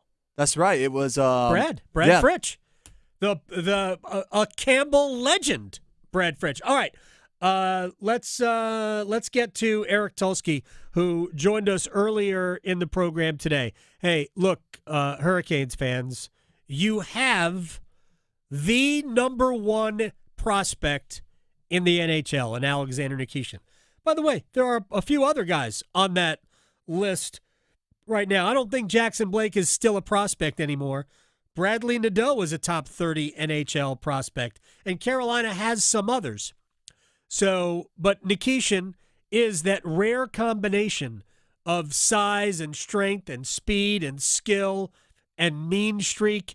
And Eric Tulsky, the general manager of your Carolina Hurricanes, joined us, and I asked him for a scouting report. I haven't. We have a development coach who spent a lot of time over there, and I've talked to him about him. And he's very high on him, obviously. That's the second clip. We're going to get to that in a minute. What kind of player can we expect? Yeah, so he is an all-around player. He's a 6'4" physical defenseman who throws some of the biggest hits in the KHL, and he also has really dynamic vision and creativity with the puck and the ability to score from spots where it's hard to score from. So he has a very complete game, and I think the most important thing here is it's a league where a lot of times the play is sort of passive, but the team he's coming from has sort of modeled their approach after the way we play. And so the transition hopefully won't be quite as big for him as it would be for a lot of people, but it's always a transition. And so it's hard to know how long that'll take, but maybe it'll be 2 practices, maybe it'll be 6 months. I don't know. We need to get him here and see. The team that Alexander Nikishin played on in the KHL, SKA St. Petersburg, has been around a long time. Yevgeny Kuznetsov played there this year. He had some injury issues, which frankly he's had before, but so he didn't have an amazing season, but he had a good season. Also, Tony DeAngelo spent time. I actually texted Tony about Nikishin. This is before Tony signed with the Islanders. And I asked him, I said, give me an idea of how good he is. He goes, the kid's going to be great. He said, initially, he doesn't know that he'd be able to step into a lineup right away. But I was curious if Tulsky had spoken with, whether it's Tony, whether it's Yevgeny Kuznetsov, because there are former Hurricanes who play on that team. There's also Valentin Zykov, but I'm not sure that would matter. Did he speak with either of them about Nikishin, the player or the person? I haven't. We have a development coach who spent a lot of time over there, and I've talked to him about him. And he's very high on him, obviously. Alexander has a lot of ability, and there's no question that he can be an impactful player in this league. The only thing we don't know is how fast that'll happen. Does it matter? And I assume it does, but you can assign it the importance to this, that he was a captain, a young player on a pretty veteran, a lot of veterans on that team. Yeah, they speak very highly of him in terms of his attitude and his maturity. I know he wanted to be in the NHL very badly, and has worked hard to get to the point where he could make this happen. So he brings that kind of work ethic and that kind of leadership, and that got recognized. That's a team with a long tradition of history, and they don't have a lot of 23-year-old captains. So it does say something about him. Look, if you watch the highlights, you know how good he is, and I know people have already fast-forwarded. What happens whatever day the Hurricanes and the Devils start in the playoffs? It'll either be Sunday or Monday is my guess. Not this Sunday or Monday, but the following Sunday or Monday. And I know it's not Eric Tulsky's call. It's Rod Brindamore's call. But I asked Eric if he thought that Nikishin was a possible playoff option in the first round. Yeah, ultimately it's going to be up to Rod. Right. We need to get him here. We need to see how he looks. I do think it is reasonable to expect at least a little bit of an adjustment period. But if we get him into a regular season game or two, We don't know, right? He might step into those games and make you say, wow, we can't take this guy out of the lineup. He might step into those games and say, this is a guy who can come in when there's an injury, but we're not pulling someone out just yet. Or if he doesn't get a game, then he probably is waiting for an injury, I would guess. I think it's hard to it's hard to steal a job in practice. Practice it is very, very difficult to be so impressive in practice that you feel like you need to take someone out of the lineup for that player. Eric Tulsky, general manager of the Carolina Hurricanes. By the way, you can see that interview in its entirety on YouTube. Is it already up? Yes, it is. So you can go to youtube.com/Adam Gold Show and check that out, right? That's how you would do that? I'm not sure. Here's, for me, the last part of what Eric Tulsky said is the right part, right? And there's a lot of right in that I know what we all have in our mind, how good Nikishin can be, or what we hope he will be. And that we hope he will be top pair, two-way defenseman good, to the point where we're thinking about, hey, when Russia is eventually part of Four Nations, that Nikishin is a star for them, right? So you're playing on your national team. You want, that's the best way, because it's hard to go all-star, things like that. But if we got to a point where Alexander Nikishin is a staple internationally for his home country, that's what you want, right? So we want that for him, and it's hard to not assign that value to him today, even though probably isn't going to be today. And when Tulsky says it's hard to win a job in practice, 100%. And I'll just give you a real-life example. Jackson Blake. There wasn't necessarily a job for a rookie coming out of training camp until Jackson Blake got on the ice and started playing. And then it was like, wait a second, that number 53 guy's good. And so I think he played 4 preseason games. And he was legitimately one of the best 2 or 3 players every game that he played in. He forced an NHL player like Tyson Jost, forced him to the minor leagues. They had no room for him. They weren't going to keep everybody, so Tyson Jost had to go to the minors. They had other good players in training camp that ended up in the minors. I loved what I saw out of Juha Jaska in training camp in the preseason games, but no room at the end, got to go to the minors. I think he could be a valuable player for them as a depth forward, whether it's just in Chicago in the AHL or also at the NHL level. But Jackson Blake played so well in games that they had to keep him. He was too good to send back to the minor leagues. They could have said, well, he just needs some seasoning. They're like, no, we could use him now. And you see what Jackson Blake has become.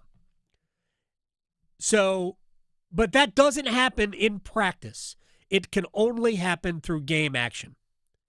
Seth Jarvis opened Carolina's eyes, actually, in that rookie showcase when he played for the Hurricanes. I think it was down in Tampa the year after he was drafted, where it was like, we got to keep this kid.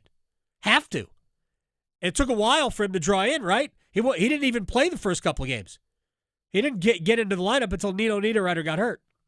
And then he hasn't come out. We see what Seth Jarvis is. So, Nikishin, it probably will take a little time. Look, if they can get him on the ice in an NHL game in Montreal and or Ottawa, awesome. If not, then it'll be a situation where he's there, break glass in case of emergency. Here's what I would say to Hurricanes fans. We've all been around in the playoffs. We know what happens. We lost Shane Gostisbehere to a morning skate injury. In the playoffs, everything gets ramped up.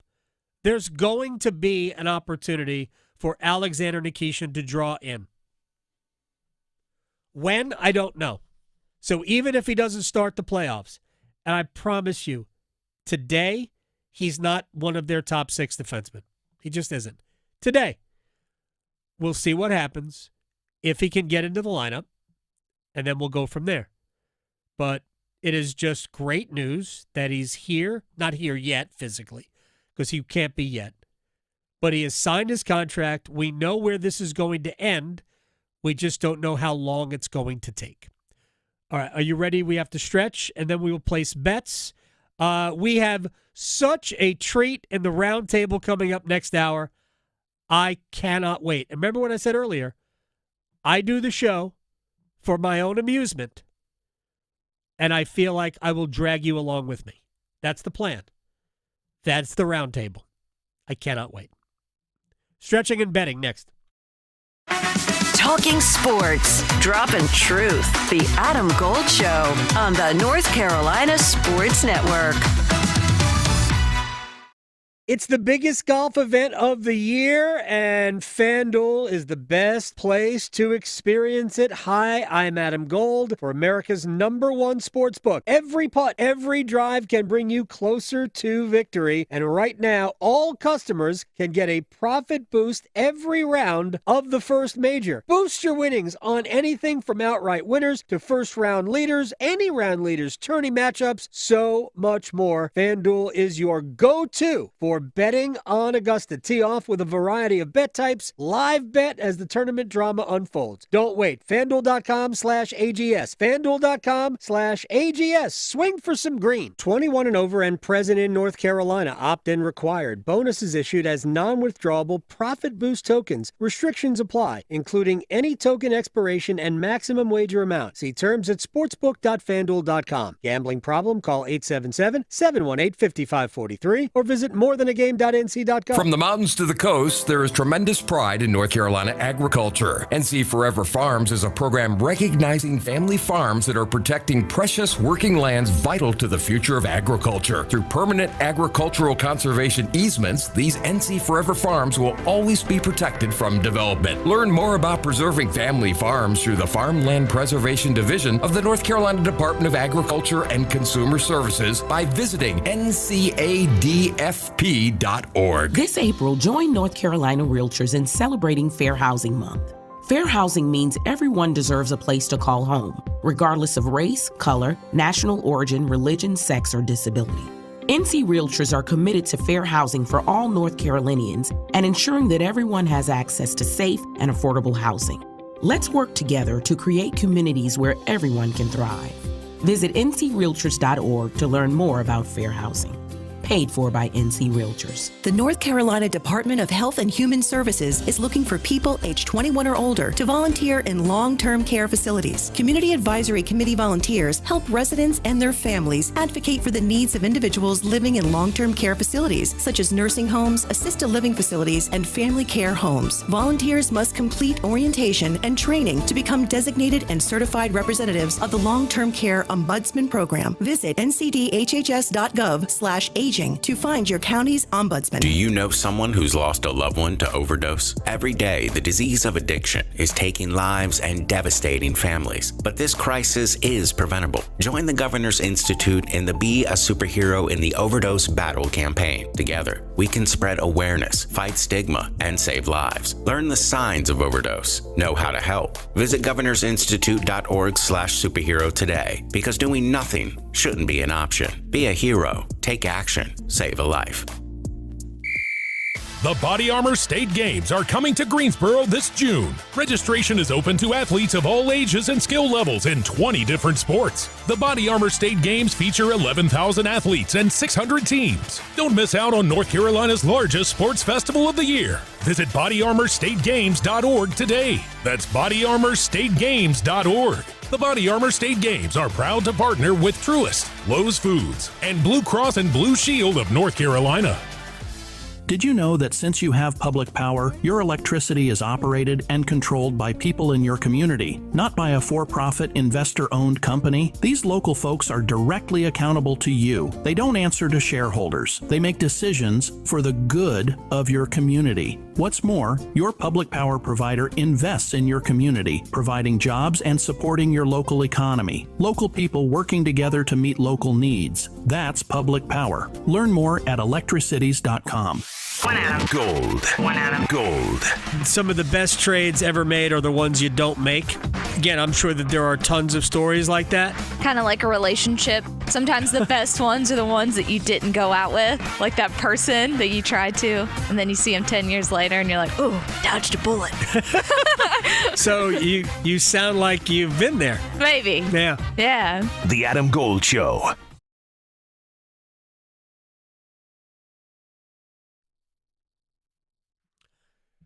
It's the Adam Gold Show. I am Adam Gold. Graham is on the ones and twos. I didn't bring this up before. My mistake. I've had the news for about, 25, 30 minutes. Trey Parker, transfer portal, going to leave NC State. It's not a done deal. It's not a given that you're going to leave the school when you enter the transfer portal. I would point out that Seth Trimble last year entered the transfer portal from North Carolina and came out of it at North Carolina, and he is coming back for another year. So it's not just because you enter the portal doesn't mean you are automatically leaving. But I'm sure at this point he's had conversations with Will Wade, and we know Paul McNeil staying at NC State, and there was some redundancy with those two players. So even though the more good players you have, the better, I understand why if you were Trey Parker, you would feel like maybe there's another place for me. But, man, I remember that game at Cameron where Trey Parker was awesome. Safe to say the Trey Parker breakout game, or that's how I labeled it. It was a tremendous, tremendous performance. All right, one more thing before we stretch. And I'm saying this only because it is news. I do not believe that when I say things out loud that it has any bearing on anything else. Rory McIlroy has eagled the 13th. He is now 5 under par, 3 shots off the lead. He's going to do this to me again, isn't he, Graham? He's going to do it to me again, isn't he? He is. Time to stretch. Did I break it? I was the one that broke it. I was so taken away by your news about Rory McIlroy. Speaking of the Masters, that is where the 7th inning stretch is going to revolve around. And we're going to start with one of the more, not major storylines, but definitely interesting. This is a major storyline. All right, we'll label it as a major. Do not downplay this. We will label it as a major storyline. Amateur Jose Ballester took an unusual bathroom break in the opening round of the 2025 Masters on Thursday. Look, we've all been there on a golf course, all right? It's a hot summer day. You're either overhydrated or you're having a little, too many extra curriculars. But Ballester explained that he forgot that there were bathrooms near the tee box on the 13th hole and revealed himself at the Luxurious, and I can't believe I mispronounced it earlier. Luxurious. See, perfect example. At Rays Creek, per ESPN's Dave Wilson, when Ballester said, I just really had to pee. I completely forgot that we had those restrooms on the left of the tee box. Oh, okay. On the 13th tee. Yes, correct. And then I'm like, I really need to pee. Didn't really know where to go, and since JD had an issue around the green, I'm like, okay, I'm just going to sneak here in the river. Probably the people would not see me that much, and then they clap for me. Probably one of the clubs that I really got today, like real loud, so that was kind of funny. So after that, the 21-year-old finished the first round with a 4 over 76. Ballester, who was paired with Scotty Scheffler and Justin Thomas, which I find just even more funny, that was his group, revealed that he wasn't bothered by the attention he received for the incident. He said, and I quote, "It was not embarrassing at all for me," Ballester said per Wilson. "If I had to do it again, I would do it again." That's doubling down on definitely doubling down. You wouldn't do it at Augusta again. I promise you. That'll be the last time he pees in Rays Creek. I promise you. And I want to say that his coach or something might have gotten escorted out for wearing shorts. Yes. On the course, I heard that as well. Yeah. Yeah. For if not on the course, but on the range. No, you're not doing that again. Either way, I hope Jose took a picture. Well, he came and took a picture because there's no cameras around to take in the fact that he played at least, at Augusta, at the Masters once because, like you said, that'll probably be his first and last. Place your bets. Here we are. I bet you slice into the woods $100. Gambling is illegal at Bushwood, sir, and I never slide. Yeah. Okay, you can owe me. I owe you nothing. All right. Let's place bets. You go. So not to toot my own horn, but I did really good yesterday. I had Alex Ovechkin anytime goal scorer. That hit, unfortunately. But I also had what are you going to do? It's Alex Ovechkin. I had Seth Jarvis over 2.5 shots on goal. Did Ovechkin score a gogle? No, he got assisted. That's okay. So I did not do all that well yesterday. He was the number one star in the game? I saw that after the broadcast. I think that was done before the game. So I went 1 of 1 yesterday. And I also still have my Rory McIlroy top 5 finish still in play. But I'm going to go with the NHL again. Penguins, Devils. Another guy that tends to score a lot, especially in his veteran age, Sidney Crosby. Anytime goal scorer plus 180 tonight. All right. Gosh. I'm just so thrown because Rory McIlroy has dragged me back in to the Masters. He's reeled you now. back in. He has, and I hate him for it. He's got my hopes up again.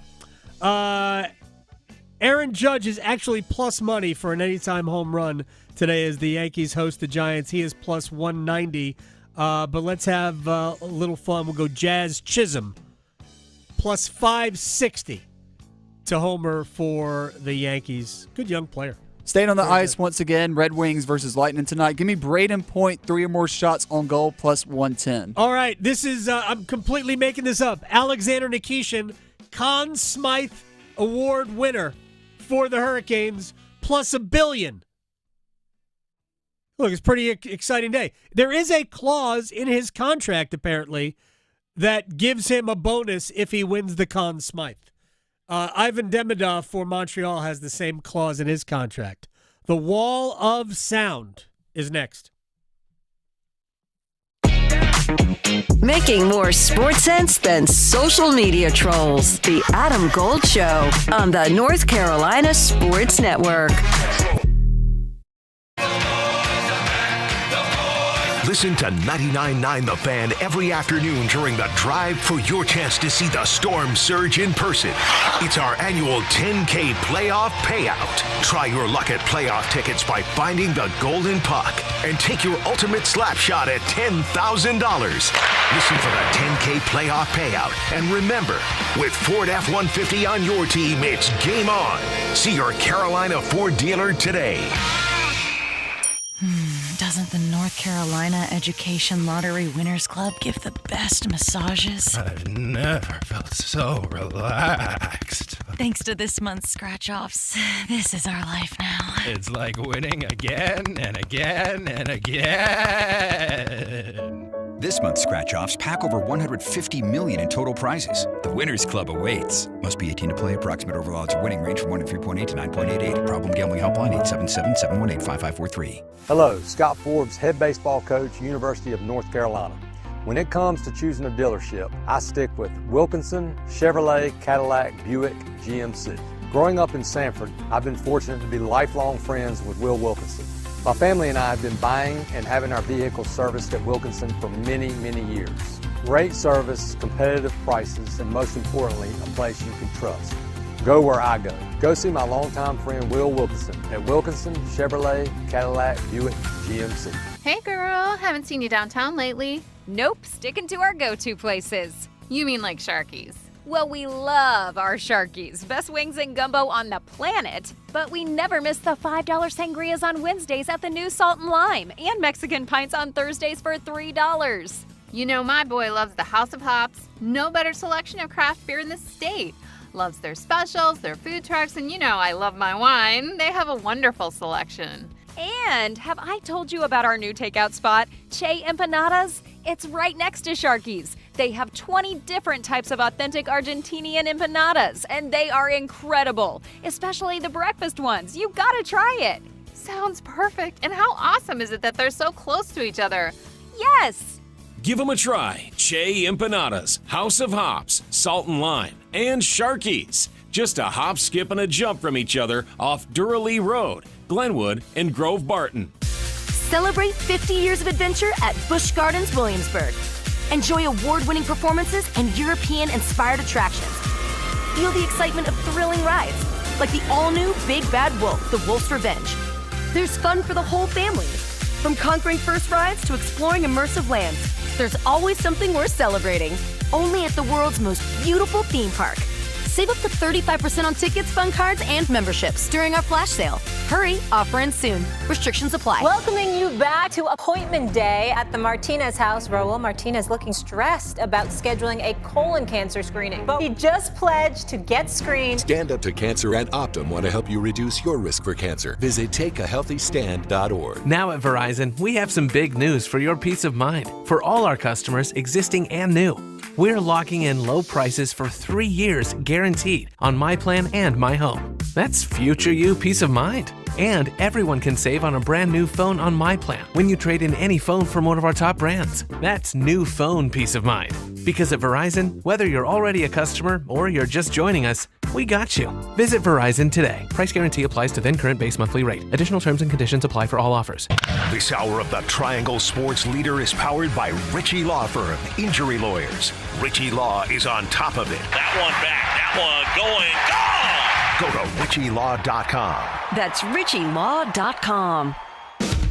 Broadcasting live from the Lenovo Studios. WCMC HD1 Holly Springs. 99.9 The Fan. The Triangle Sports Leader. High Point University might be able to make an argument that a High Point University athlete, fair market value might be one thing, while somebody in an office in Deloitte in Chicago looks at High Point University and doesn't think there's any value. They might look at a UCLA athlete and say, oh, Los Angeles, fair market value, when no one around Los Angeles knows anything about UCLA football. You're taking shots at UCLA football. Yes, I am. Your value in Ames, Iowa, as Rocco Beck, starting quarterback for the Iowa State Cyclones, is more than it is if you are competing for the starting quarterback job at UCLA right now.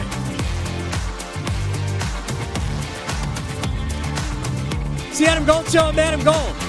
Graham Hill producing the program today. I have officially entered totally distracted mode. By the way, Akshay Bhatia just chipped in from behind the 14th green. I'm assuming that was for birdie. He has not had a great second round, but he had a weird first round too. He was at 1.2 under, then I think he slipped to 2 over, and then got it back, maybe slipped to even, got it back to 2 under. So he has played very well. Had one of the best tee shots of the first round yesterday, I believe, from the 15. When he got it right by the hole and was able to birdie it? I did not see, but look, he finished at 2 under par yesterday. I mean, that's fine. I mean, there's nothing wrong with 2 under par. I mean, it wasn't very close to the lead, but it doesn't matter. Like, you want to be within reach of the lead going to the weekend. You want to give yourself a chance. And I don't know, Justin Rose just finished up. He is at 8 under par. He has the lead right now through 2 rounds. He had the lead by himself through the opening round. He was 7 under par. The closest competitor was 4 under. I don't know that 8 under par is going to be the lead. I actually think it'll be a little bit better than that. I think it'll be maybe 9, maybe even 10 after today. By the way, Scotty Scheffler is already 1 under today, up to 5 under par. He nearly made eagle on the second hole. But still, lots of golf to be played. About half the field hasn't played more than a hole yet. All right, let's do a wall of sound. I can't wait for the roundtable, by the way. The wall of sound is a function of this studio. There's no doubt about it. And we'll start with the first round leader, Justin Rose, who shot 65 yesterday. His thoughts on what he did. Had the energy going, had the feel going, knew I was doing something pretty special. It felt like a bit of a no-hitter there for a while. Like everything was just going my way. I was kind of navigating the tough holes really well, was kind of finding my birdie opportunities on the holes where you could. I'm working hard and preparing hard for these moments. You never know on the first tee that you're going to go out and play great, but at the end of the day, you just have to stack the odds in your favor, and that's what I've been trying to do. He was great, and he actually got it to 9 under at one point today, finished at 8, made about a 7-footer for par on the last hole to do that. Scotty Scheffler bored us all to sleep in a first-round 68, 4 birdies, no bogeys. I don't mean that in a negative way, because that's what you do in major championships. You try to bore everybody to tears. Nick Faldo won 6 majors that way. He won one of his majors by making par on every hole of the final round. There's nothing more boring than that. Nothing. Scotty Scheffler on his first round. It definitely wasn't easy out there. The greens were starting to firm up. It's definitely going to be a firm Masters this year. And, I thought I was playing pretty tough out there. Did a good job of managing my way around the course. Like you said, kept the card clean with no bogeys. And that making no bogeys around here, you're always going to have a pretty good score. It's nice having the success here. It's great having the success around the golf course. That's something I can lean on mentally out there. But at the end of the day, everybody starts at even par. The last couple of tournaments don't matter. There's a group of guys in the golf course we got to try and beat this week, and that's what I'm focused on. That's why Scotty Scheffler wins majors. I mean, I'm not here to entertain you. I am here to do a job. And as a golfer, that's the way to think about it. Andy North won 2 U.S. Opens. He's ESPN's lead golf analyst, and he had his thoughts on how Rory McIlroy could somehow get back in it. He's got to play like he did the first 14 holes. He's got to hit the ball solidly. He drove the ball beautifully. He made a few putts here and there. He was doing exactly what he needed to do. Just have to eliminate the either physical or mental mistakes that cause double bogeys. 2 double bogeys in 3 holes is the story of Rory McIlroy. Oh, absolutely. We were sitting there watching the coverage like, this guy's in complete control. I mean, we were talking about thinking he's going to get to 6 under by the end of the day, and all of a sudden it turns into even par. Yup. That's exactly what happened. As I texted our friend, Campbell legend Brad Fritch, nobody turns a 66 into a 70, and then I went, oops, 72, quite like Rory McIlroy. But he is 5 under on his round today, and he is approaching the exact same spot on the golf course he was yesterday. He was 4 under at this point yesterday. He is 5 under at this point today. The par 5, 15th. The par 3, 16th. 17, which, if you hit a good drive, you shouldn't make bogey. And then 18, which is a hard finishing hole. But if you hit a good drive, you can make birdie, especially Rory, considering how long he hits it. All right, as we move on, let's turn our focus to Alexander Nikishin. The Hurricanes have their man. All right, so I asked Eric Tulsky, and by the way, nobody expects Nikishin in the United States until his visa issues are cleared up. Tulsky had no idea when that might happen. He said it could be today, tomorrow, the next day. We don't know. They are at the mercy of the system at this point. But I did ask him for a scouting report on the type of player that Hurricanes fans can expect to see. Yeah, so he is an all-around player. He's a 6'4" physical defenseman who throws some of the biggest hits in the KHL, and he also has really dynamic vision and creativity with the puck and the ability to score from spots where it's hard to score from. So he has a very complete game. And I think the most important thing here is it's a league where a lot of times the play is sort of passive, but the team he's coming from has sort of modeled their approach after the way we play. And so the transition hopefully won't be quite as big for him as it would be for a lot of people, but it's always a transition. And so it's hard to know how long that'll take, but maybe it'll be 2 practices, maybe it'll be 6 months. I don't know. We need to get him here and see. All of that is very true. Now, the question that all fans are itching to know, Will Alexander Nikishin be a factor in the playoffs? And as when we talked to Eric earlier today, and these sound bites come from our conversation with Eric Tulsky. There's more of that online in the Best of the Adam Gold Show podcast. The decision, as he will say here, lies with the head coach. If Eric Tulsky does not make the roster decisions, the head coach does. But I did ask him if he was a playoff option. Yeah, I mean, ultimately it's going to be up to Rod. Right. You know, we need to get him here. We need to see how he looks. I do think it is reasonable to expect at least a little bit of an adjustment period. But if we get him into a regular season game or two, you know, we don't know, right? He might step into those games and make you say, wow, we can't take this guy out of the lineup. He might step into those games and say, you know, this is the guy who can come in when there's an injury, but we're not pulling someone out just yet. Or if he doesn't get a game, you know, then he probably is waiting for an injury, I would guess. I think it's hard to take someone, it's hard to steal a job in practice. You know, practice is, it is very, very difficult to be so impressive in practice that you feel like you need to take someone out of the lineup for that player. All right, so here's the deal. Right now, the Hurricanes do have an injury right now in the back end. Shane Gostisbehere in the morning skate got hurt and did not play last night. No idea whether or not it is anything that would be considered long-term. When I spoke to Rod Brindamore before the game, while he seemed resigned to the fact that somebody, he didn't tell me who it was, that somebody would miss the game, he didn't seem to think that it was anything other than, maybe a one-game deal.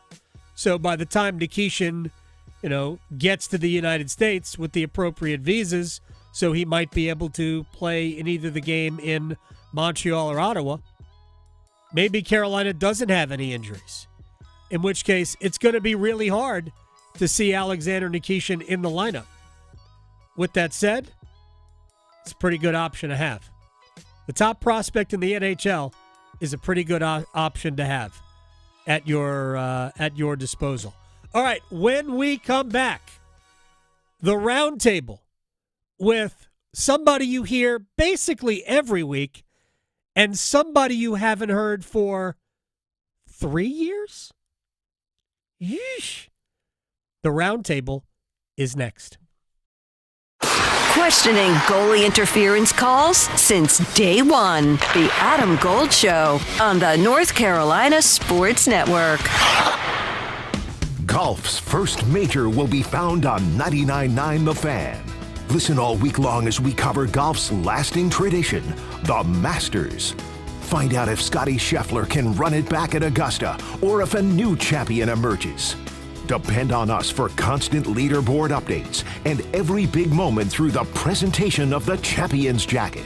Coverage of the Masters on 99.9 The Fan is teed up by Treyburn Country Club, the Triangle's golf escape. Are you suffering from chronic joint pain or just struggling with daily activities because of discomfort in your knees, back, or other parts of your body? Well, I've got great news. It's called DaVita Med Spa and Wellness, a solution that can help you get back to feeling like yourself again without the risks of invasive surgery or long-term prescription drug use. DaVita Med Spa and Wellness is a regenerative medicine clinic. Their innovative treatment options address the root cause of your pain to promote healing and prevent re-injury for long-lasting pain relief. If you have arthritis, joint pain, sports injuries, or other conditions, their highly trained medical providers will develop a cutting-edge treatment plan tailored just for you with little to no downtime. DaVita Med Spa and Wellness can get you back to doing the things you love. Call DaVita Med Spa and Wellness today, spelled DVIDA. Call 984-333-1313, 984-333-1313, 984-333-1313. Cool people, good time.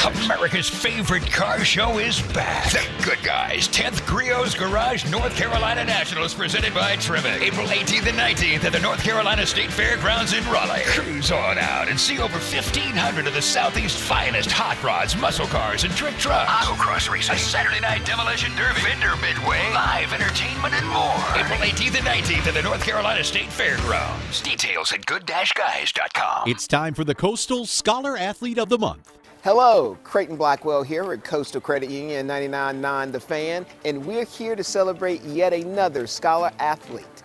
This month, we're at Middle Creek High School, where we celebrate our newest Scholar Athlete of the Month, Kristen Norton. My parents have always been there for me. And then my teammates, they really helped me with like the mental part of it. So they really helped like bring me up when like I make mistakes or something and just keep me like grounded. She's just a great person. She's a great leader by example and also vocally. She's just that type of person. It doesn't matter what the situation is, anything that can help the team.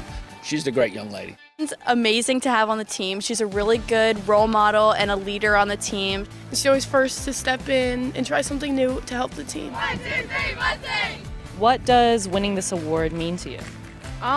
It just means that like all my hard work has like really shown. Some days I'm like, what have I done? Like, what have I accomplished? But getting this was like, people have actually seen my improvements and my accomplishments. So it's good. It's really good. Yeah. Congratulations, Kristen. For over 20 years, 99.9 The Fan and Coastal Credit Union have been recognizing scholar athletes at Triangle area schools. If you'd like to nominate a high school athlete, text AWARD to 919-860-5326. That's AWARD to 919-860-5326. I'm at the movies, asking people if they'll switch seats with me for $574. Here, take mine. So what about $574 if you switch your home insurance to Allstate? Man, too much work. Not if you call them. They handle the switching. Now, that's a plot twist. Shh. Check Allstate first, and you could save hundreds on quality home insurance today. You're in good hands with Allstate. Not available in every state. Based on the national average annual savings for new home insurance customers surveyed in 2023 who switched to Allstate and reported savings. Savings vary. One Adam. Gold. One Adam. Gold. Was the hug because of the soft, fuzzy thing you're wearing? It's a compliment. I'm a great hugger. People like to hug me. But yes, it's helpful when I'm soft and fuzzy. Is that a skill? It may be, yes. I think it is a skill. I think it is a skill. Yeah. You know who else gives really great hugs? Mike Meniscalco. Really? He is one of my favorite huggers. Yes. Every time I see him, he gives the best hugs. I'm going to try that at the next home game. Do it. The Adam Gold Show.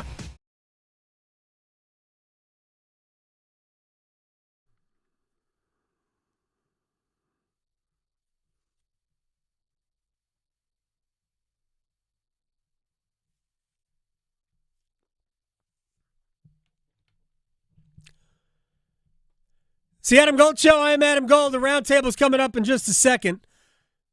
Some headlines for you. Trei Parker, NC State guard, transfer portal. Don't know where he's going to spit out.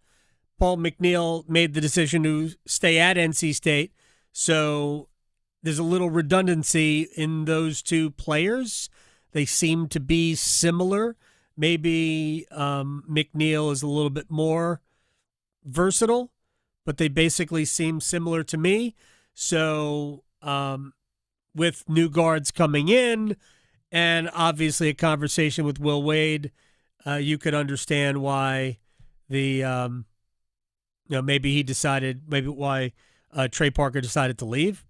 Look, a lot of players make these decisions and they're not necessarily driven by money. They are at times driven by opportunity.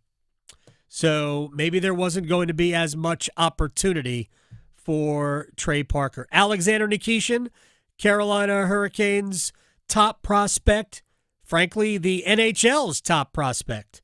A left shot defenseman with a combination of size, speed, two-way play, fierce hitting, mean streak, all of that. He has signed his entry-level deal. It's 2 years.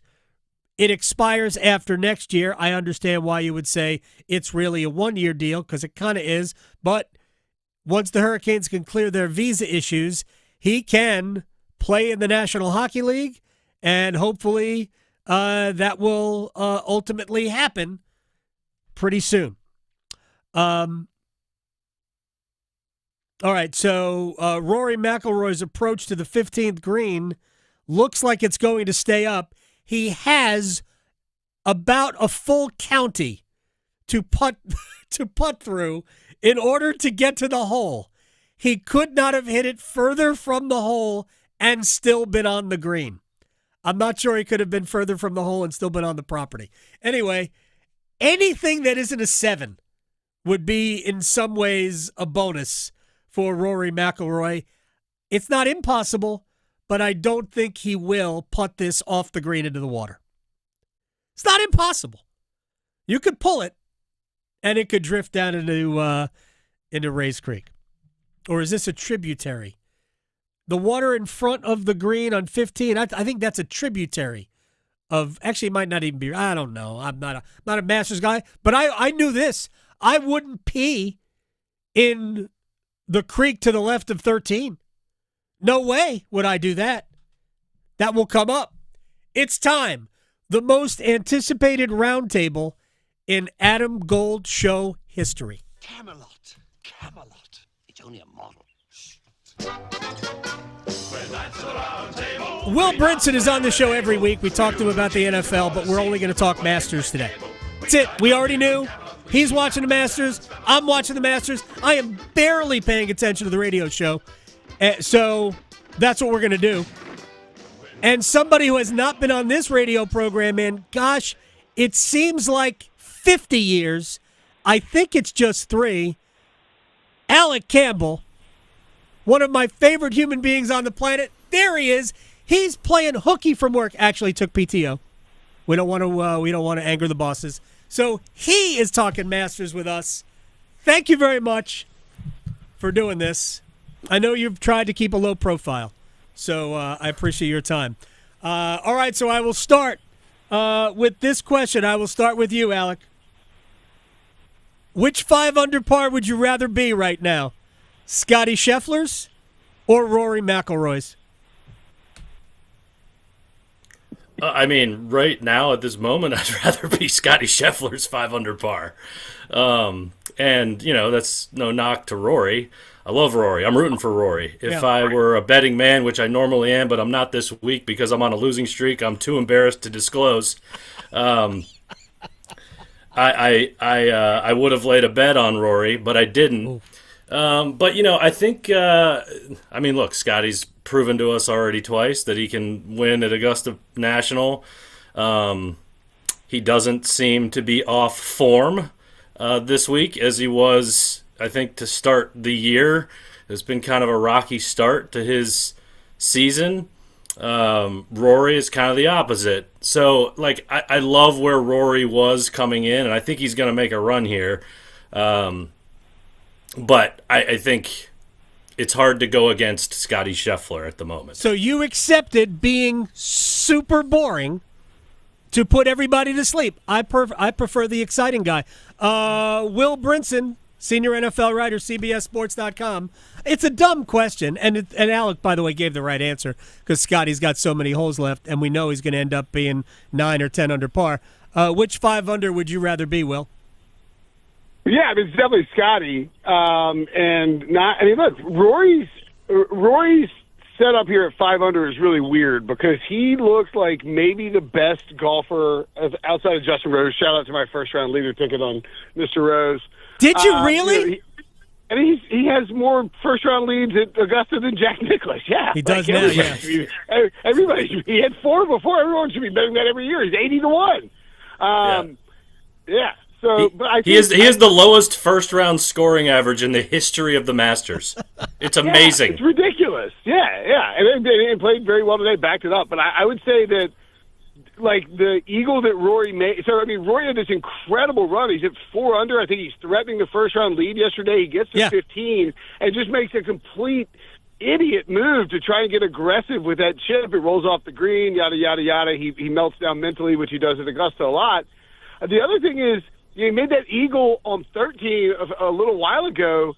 That ball should have been dead. I mean, he got so aggressive out of the pine straw. It's flying right over the creek. It barely clears under the green and ends up for an easy eagle look.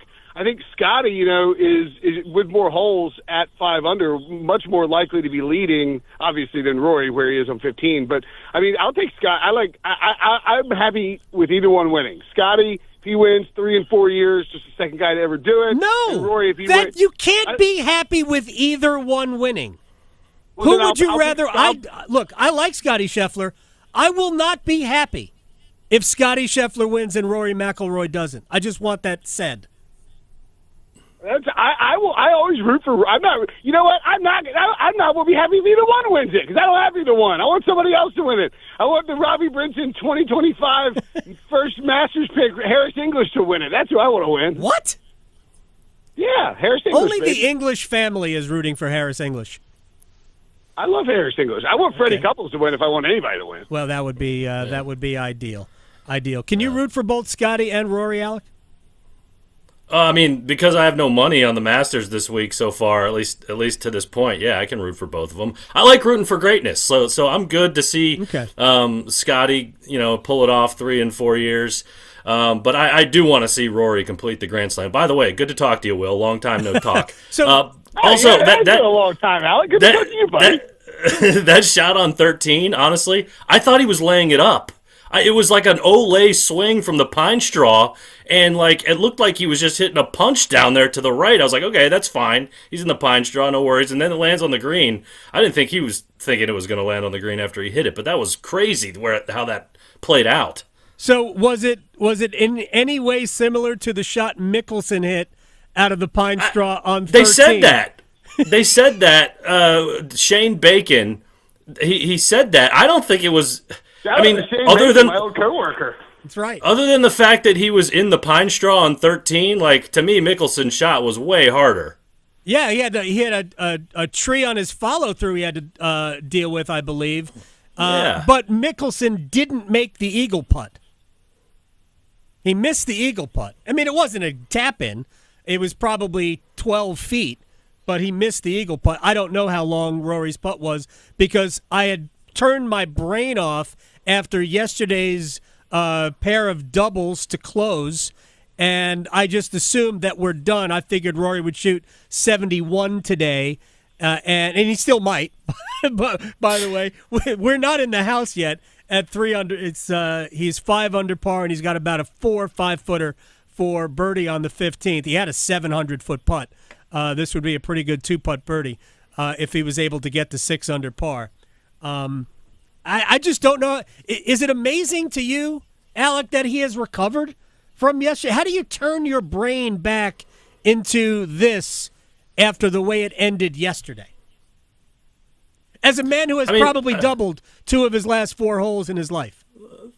Yeah, totally relatable, by the way, to do that coming in. And also, watching him tee it up on 14 after he makes the eagle and just wipes one way right off the reservation and makes a par there. That's completely relatable as well. That's the old PB FU in full effect on the PGA Tour and in Masters. Nice recovery from that. No, I don't feel amazed by that at all.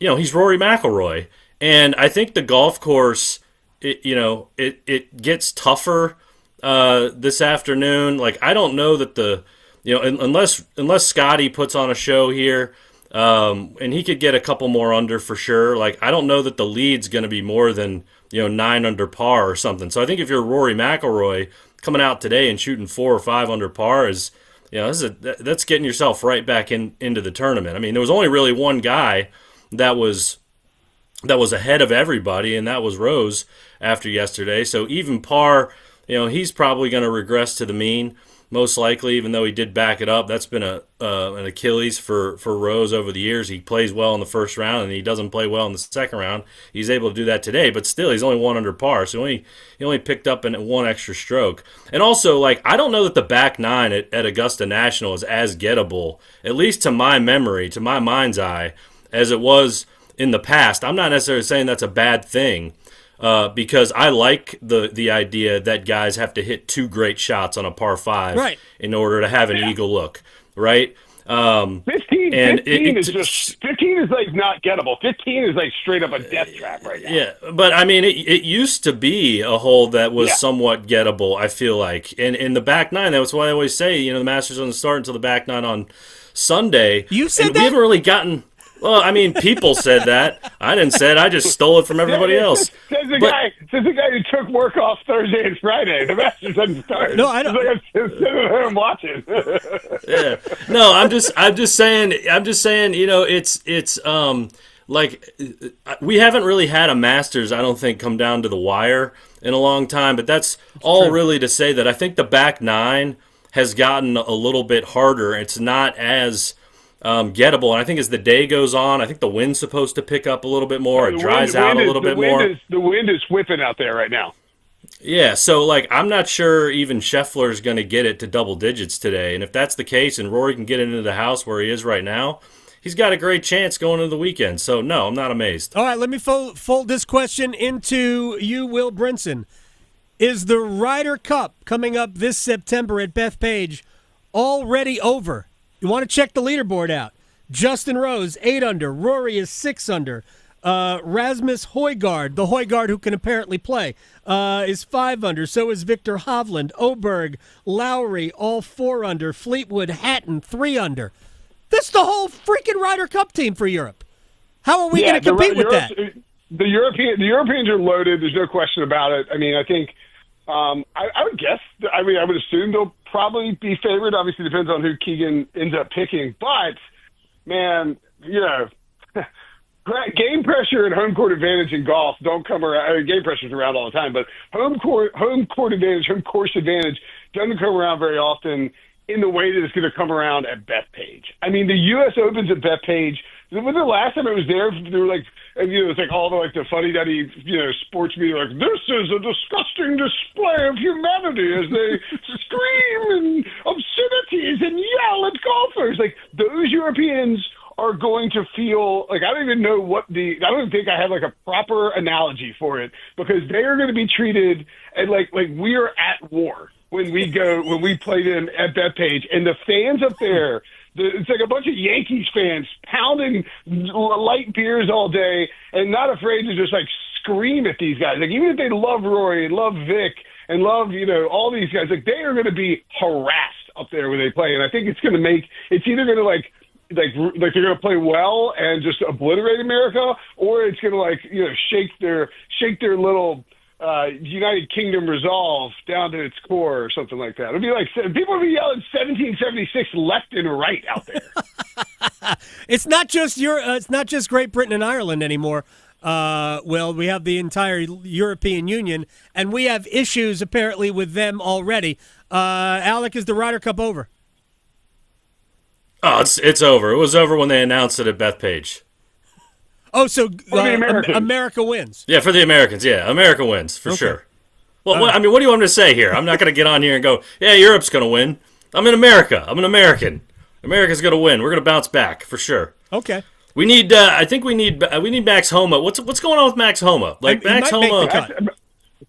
He played really well today. He had a double early on, maybe had a double at 10 and then bounced back from it. I mean, total out of the blue, because I've been watching a lot of Homa. He's been like unplayable in DFS. You can't bet on him. I think he was like 200-1 this week. Yeah. But I thought it was an impressive performance by him the last 2 days. But he and Matt Fitzpatrick, who I think is even right now, were two guys who have been completely lost for the last few months and actually looked pretty strong out there. All right, final question. You want to comment on Max Homa or Matt Fitzpatrick? I was going to say, I think Skechers? No, Will's right. It's just that when you brought up the Ryder Cup, I was like, it'd be nice if Max Homa could come back into form to play well at the Ryder Cup. We need our villains out there, our dogs. Is Max a villain? Because, well, I mean, if you think Patrick about Cantlay's Max's the villain. Bryson, if you think about Patrick Reed, Cantlay, bring Reed back. He's playing well this week. Bryson is a lock to make the team, isn't he? I would think so. Yeah. Has to be on that team. No, but Will's right. Homa had a really nice day today. I think he bogeyed one, and I don't know that he made another bogey the rest of the way around. and he made a nice par on 18 to kind of get it in the house. I'll get you Max But Homa score. if you look at Homa's career arc, like he was great. He was probably the best player on the President's Cup in 22. He was one of the best Ryder Cuppers he was we the had best in 23. player for the Ryder Cup. There's no doubt. Yeah, about that. What he grabbed like four points or 3.5 points or something like that. He was awesome, and he made big putts, and he embraced the moment as well as anybody, maybe better than anybody. Max Homa is in at 2 under par through 2 rounds. So from 2019 to the end of 23, he was lights out. He won like 5 times on tour. He won the Genesis. He won Wells Fargo twice, 2 signature events. Right, but that was 2 years ago. Yeah. Like, it feels like it wasn't that long ago. Now he's suddenly, like, missed 5 cuts in a row and was fighting to make the cut today. The last time he was good. He fired his longtime caddy before the match. Yeah, he split caddies. He changed his equipment in the offseason. Like, he's a disaster right now. It's like complete chaos. The last time Homer was good. Right. He did bogey one and then did make another mistake the rest of the day. Right. The last time Homer was good was here at the Masters last year. In which his weekend, he kind of left a lot of meat on the bone over the weekend. Final question for Alec Campbell and Will Brinson here on the Roundtable. As I told people, and Alec, you can attest to this because we did this every day for how many years? We do the show based on what I care about the most on a given day. I try to entertain myself, and if we do that successfully, then we think it translates. So I wanted to watch the Masters and talk about the Masters, so I found 2 people I know I could do that with. Will, we could talk about anything. We talk about a lot about football. Alec's 7th favorite sport, right? 7th best sport? Yeah, 7th best sport. Yes. I hold firm there. If you'd asked me to talk about football today, I would have said, no, I'm watching the Masters. Perfect. Then and it's also, we now have 3/4 of the greatest Media Day golf team in the history of Media Day golf teams. I believe we're a 3-time champion of the SAS Cup. Shout out to Chip Patterson, absentee member, who we actually won it without Chip there one year, I believe. We did. And maybe Alec. We did it, and which one of us had to leave? Did Alec? Did you have to leave, or did Will have to leave? Like halfway through one round? You and me, Gold. You and I played the final 9 to 11 holes by ourselves. We're like, well, we have no chance, and just put up a digit and won the thing. It was ridiculous. Well, I don't know how much I really had to do with it. My recollection for one of the years was basically Gold pointing at where to putt and Brinson making every putt. Exactly how he said to do it. If you put it over this spec, it cannot miss. And Will was able to do that, and so it wasn't even about the made putts. It was the combination of him doing exactly what you told him to do and making it. 100%. That happened a couple of weeks ago to me. We had a caddy down, this member guest I was in. He was like, putt it here and figure out the speed. I did it again. I made everything. So Gold, we need to get back out there and do that again. Well, we do. We absolutely do. All right, final question. Jose Ballester, the amateur from Arizona State, peed in Rays Creek, said he would do it again. Alec, will he do it again? I mean, maybe. Yes. I mean, if you're willing to do it once, maybe you'll do it twice. I don't know. You'd think that'd be the type of thing that you'd get a slap on the wrist for from Augusta National. Yep. But, I mean, look, the guy didn't know there was a toilet up there on 13, and let's be honest, we all do that, so who cares? It's not that big of a deal. Will he do it again? No.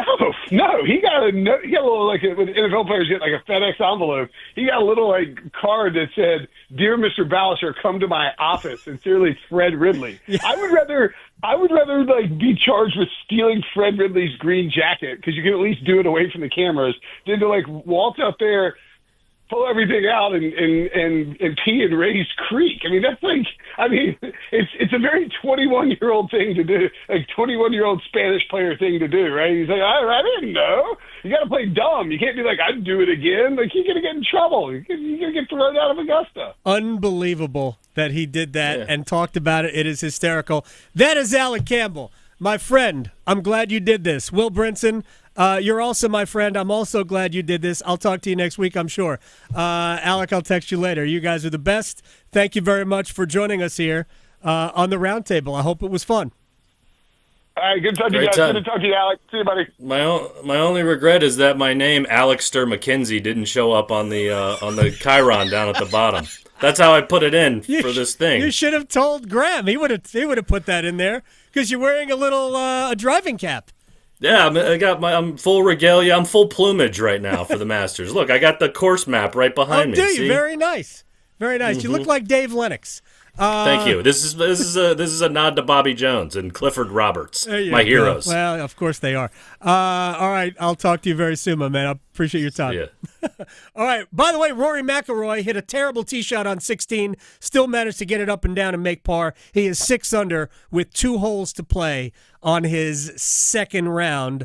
When we come back, Trei Oliver is the head coach at NC Central. Their spring game is this weekend. Masters weekend? It's all right. We'll talk to him about Central, being the coach, and whatever else comes up. Next. Chapel Hill to Charlotte, Greenville to Greensboro. Your sports, his state. The Adam Gold Show on the North Carolina Sports Network. It's the biggest golf event of the year, and FanDuel is the best place to experience it. Hi, I'm Adam Gold for America's #1 sportsbook. Every putt, every drive can bring you closer to victory, and right now, all customers can get a profit boost every round of the first major. Boost your winnings on anything from outright winners to first-round leaders, any round leaders, tourney matchups, so much more. FanDuel is your go-to for betting on Augusta. Tee off with a variety of bet types. Live bet as the tournament drama unfolds. Don't wait. FanDuel.com/AGS. FanDuel.com/AGS. Swing for some green. 21 and over and present in North Carolina. Opt-in required. Bonuses issued as non-withdrawable profit boost tokens. Restrictions apply, including any token expiration and maximum wager amount. See terms at sportsbook.fanduel.com. Gambling problem? Call 877-718-5543 or visit morethanagame.nc.com. From the mountains to the coast, there is tremendous pride in North Carolina agriculture. NC Forever Farms is a program recognizing family farms that are protecting precious working lands vital to the future of agriculture. Through permanent agricultural conservation easements, these NC Forever Farms will always be protected from development. Learn more about preserving family farms through the Farmland Preservation Division of the North Carolina Department of Agriculture and Consumer Services by visiting ncadfp.org. This April, join North Carolina Realtors in celebrating Fair Housing Month. Fair housing means everyone deserves a place to call home, regardless of race, color, national origin, religion, sex, or disability. NC Realtors are committed to fair housing for all North Carolinians and ensuring that everyone has access to safe and affordable housing. Let's work together to create communities where everyone can thrive. Visit ncrealtors.org to learn more about fair housing. Paid for by NC Realtors. The North Carolina Department of Health and Human Services is looking for people age 21 or older to volunteer in long-term care facilities. Community Advisory Committee volunteers help residents and their families advocate for the needs of individuals living in long-term care facilities, such as nursing homes, assisted living facilities, and family care homes. Volunteers must complete orientation and training to become designated and certified representatives of the Long-Term Care Ombudsman Program. Visit ncdhhs.gov/aging to find your county's ombudsman. Every day, people battling addiction suffer in silence. Because of stigma, they fear judgment. They fear being labeled, and too often, they don't get the help they need. But you can help change that. Join the Governor's Institute and be a superhero in the overdose battle campaign. Learn how to break the stigma, support those in need, and save lives. Visit governorsinstitute.org/superhero to get involved. Be a hero. Fight stigma. Save a life. The Body Armor State Games are coming to Greensboro this June. Registration is open to athletes of all ages and skill levels in 20 different sports. The Body Armor State Games feature 11,000 athletes and 600 teams. Don't miss out on North Carolina's largest sports festival of the year. Visit bodyarmorstategames.org today. That's bodyarmorstategames.org. The Body Armor State Games are proud to partner with Truist, Lowe's Foods, and Blue Cross and Blue Shield of North Carolina. Did you know that since you have public power, your electricity is operated and controlled by people in your community, not by a for-profit investor-owned company? These local folks are directly accountable to you. They don't answer to shareholders. They make decisions for the good of your community. What's more, your public power provider invests in your community, providing jobs and supporting your local economy. Local people working together to meet local needs. That's public power. Learn more at electricities.com. Gold. Gold. Some of the best trades ever made are the ones you don't make. Again, I'm sure that there are tons of stories like that. Kind of like a relationship. Sometimes the best ones are the ones that you didn't go out with, like that person that you tried to, and then you see them 10 years later and you're like, ooh, dodged a bullet. So you sound like you've been there. Maybe. Yeah. Yeah. The Adam Gold Show.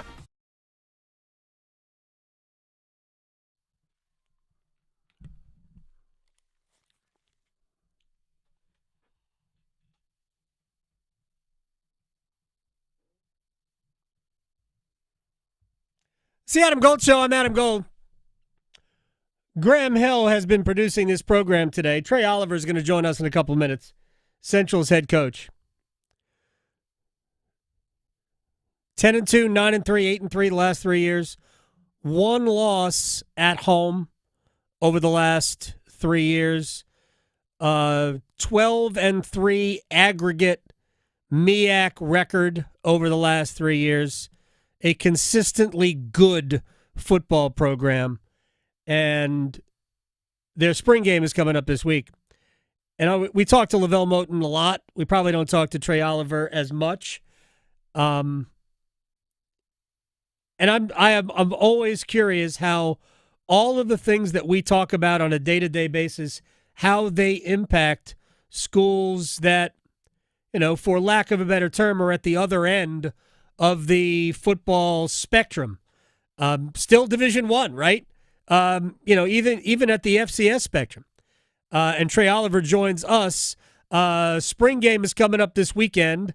First of all, Coach, I appreciate your time. You didn't have to dress for this. There was no requirement that you put on a tie. Adam, whenever you call, I had to put on my best, man. Like Vel's always, I'm sure Vel's in a sweatsuit every time we talk with him. First of all, your success. I just mentioned the last 3 years: 10 wins, 9 wins, 8 wins, 12-3 aggregate in league play, 1 home loss. What would you say if you were going to describe to somebody why Central has been successful as a football program, especially recently? What do you think the number one thing is? People.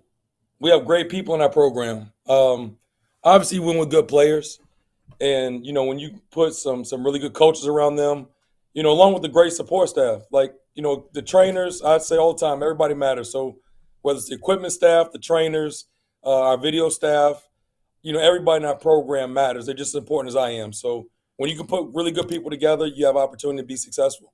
Before we move on to some things maybe about this specific team, but also a couple of big picture things, and we've only got probably 8 or so minutes here to chat. What can people expect if they're coming out this weekend, in terms of a spring game? Like, we've almost moved away. A lot of schools are canceling spring football. So what is the plan for you this weekend? This is another opportunity for us to develop our young guys. And, there's so much to it. I guess if we were on a Big Ten network or the SEC network and you don't want to have, everybody to see what you're doing, I guess it's a place for that. But, you want to stay away from injuries and all that. But, we really have to use these 15 practices to develop our young guys. And it's an opportunity for everybody to get the same amount of reps and us to let those young guys play. But this weekend, it's going to be a festive weekend, man. We incorporate our Letterman's Day. So all of our former players will be out here this weekend in the nest. Our recruits, our signees will be here, and some of our 26 recruits will be here. So the campus is off the chain. Our chancellor, Dr. Dixon, just had her installation today on campus. So it is a buzz in the air in the nest today.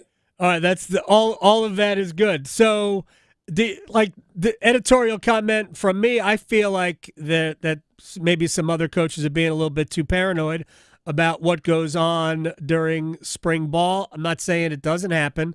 What's your view of coaches who have expressed, well, we're not going to have spring ball because people are recruiting off of our campus when they're watching spring football? Is that a reason to cancel spring ball? For me, no. I mean, folks are going to tamper. They're going to do what they want to do. Quick story, last year we were about to play a game. We're playing Friday night, Howard University. I look and I see a staff member from Virginia Tech on our sideline during in pregame warmups. And he's acting like he's here to say hello to one of his buddies and one of the coaches on staff and all that. But I knew he was here looking at my running back. And it's unfortunate. It's really frustrating, but there's nothing you can do about it. So, the big thing is we treat our guys right, and hopefully they won't go into transfer portal. If they are offered a whole lot of money like Jamari Taylor was, so be it. I wish them the best. But I'm not overly concerned about guys recruiting our guys. And as far as the guys seeing what we're doing schematically, after the first game, everybody's gonna know what you're doing anyway. So, heck, you got to stop it. Right. No question about it. Has Connor Stallions ever come to one of your practices? People will remember that's the guy worked spied, I guess, for Jim Harbaugh at the University of Michigan. So what is Let me tell you this, first of all. Connor better not come to Durham. These Durhamites not going to treat him kindly, man. He won't make it out of here if he out here sitting in the tree trying to spy on us. With a fake mustache or whatever. What are your thoughts? Talk to Val about this because of where Central is in the economic, structure of sports, of athletics. What is there that you can do to keep more of your players, or do you just have to go, look, if you're good, somebody's going to come in and they're going to make you an offer we can't match? I probably lost about 10 guys to FBS programs, and they're there starting now. There's nothing we can do about it. We don't have the dollars to match. We lost a guy to South Carolina. Right. We lost a guy to University of Maryland. We lost a guy to University of Virginia, Minnesota, App State, Akron. So, if it's going to happen, it's going to happen. So for us, we're not going to sit here and cry about it and, be all concerned. All we're going to do is continue to recruit. What we do know is once guys after their sophomore year, usually their junior year, if they're all conference or all American, folks are going to come start looking at them. Sure. So we have our spring game on Saturday. We're going to have a staff meeting on Monday, and I have about 6 guys that I'll meet with, and some of our top guys, and just try to see where they're at with the process and what their thoughts are. And I know people are already trying to get at them and all that stuff, but we'll sit down and talk about the pros and cons of them staying and leaving. I'll talk to their parents, and we'll put everything on the table and wish for the best. But we've had guys leaving for the past 3 years, and we've still been successful. Yeah, and that speaks to the way you said the people around the program, how the players are treated, how the staff puts everything together. So give us an idea of who, when people come out on Saturday, who are going to be the stars of the show. Well, I will tell you, our quarterback room, we got a battle there. Now, Walker Harris is our starter today. Right. We have 2 young guys, Javion Martin, who has been incredible, and Josh Jones. Both of those guys are both dual threat guys. And they have really, really improved. But Walker right now is the man. But Walker needs to continue to improve. But it's a great battle there. Offensive line-wise, I've been very impressed. We didn't lose anybody from last year. Running backs were a little young there. We lost Jamar. We thought he was going to come back. But right. And then wide receivers were young but very, very talented. Very talented. On the defense side of the ball, we have a new defensive coordinator, Jesse Thompson, instilling a new defense, but very pleased with where we are with that. Our defensive line has improved probably the most defensively this offseason. Very pleased with our defensive line, led by Thomas Johnson. Thomas Johnson is a defensive end for us from California, and he's phenomenal. Then our linebacking core, Old Faithful, the old man, Max Urine, is coming back for his senior year, and He's a leader of the defense. And in the back end, we're relatively young. We got some guys out. Malcolm Reed, our starting safety from last year, is out, just coming off of surgery. But got some new faces back there at corner.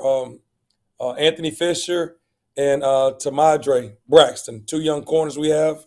But I'm excited, man. It's been a battle across the board, and we'll see how the spring game ends up and where the pieces may fall. But it's been a battle at a lot of positions.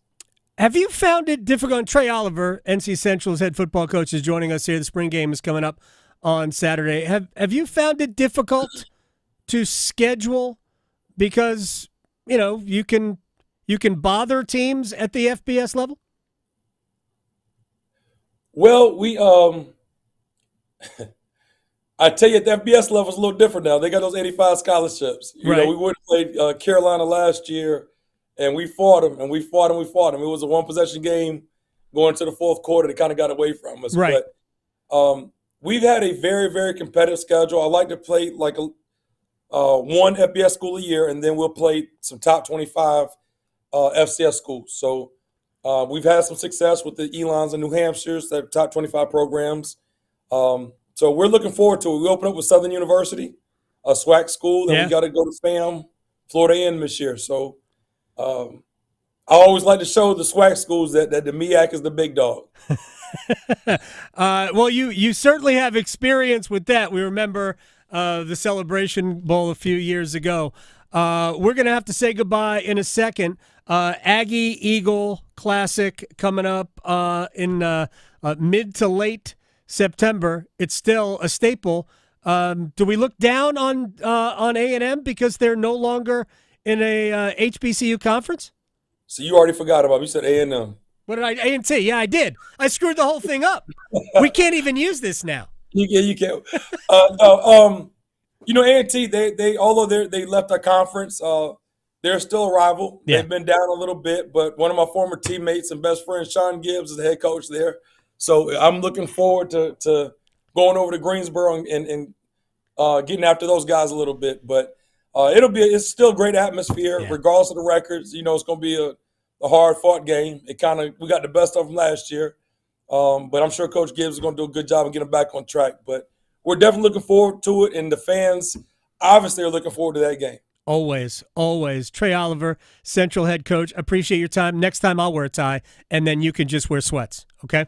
My man, Adam, thank you for what you do, man. Do a great job. You got it. Take care. Good. Have fun this Saturday. That's Trei Oliver, NC Central's head football coach. I do remember when they played Jackson State in the Celebration Bowl a couple of years ago and beat Jackson State. It was one of the greats. An unbelievable football game, by the way. All right, we got to get out of here. Rory McIlroy is still 6 under par. So is Bryson DeChambeau. Graham Hill, thank you very much for your time. Max showed up at the turn.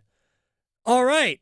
Have a great weekend, everybody. We will see you Monday, and maybe we'll know more about Alexander Nikishin then. Bye. From the heels Touchdown, Carolina. to the canes. She scores! He covers it all. The Adam Gold Show on the North Carolina Sports Network. Hey, Carolina Panthers fans, it's Dennis Cox from 99.9 The Fan. We're in the offseason, but that doesn't mean me and my co-host, WRAL TV's Chris Lee, take a break from our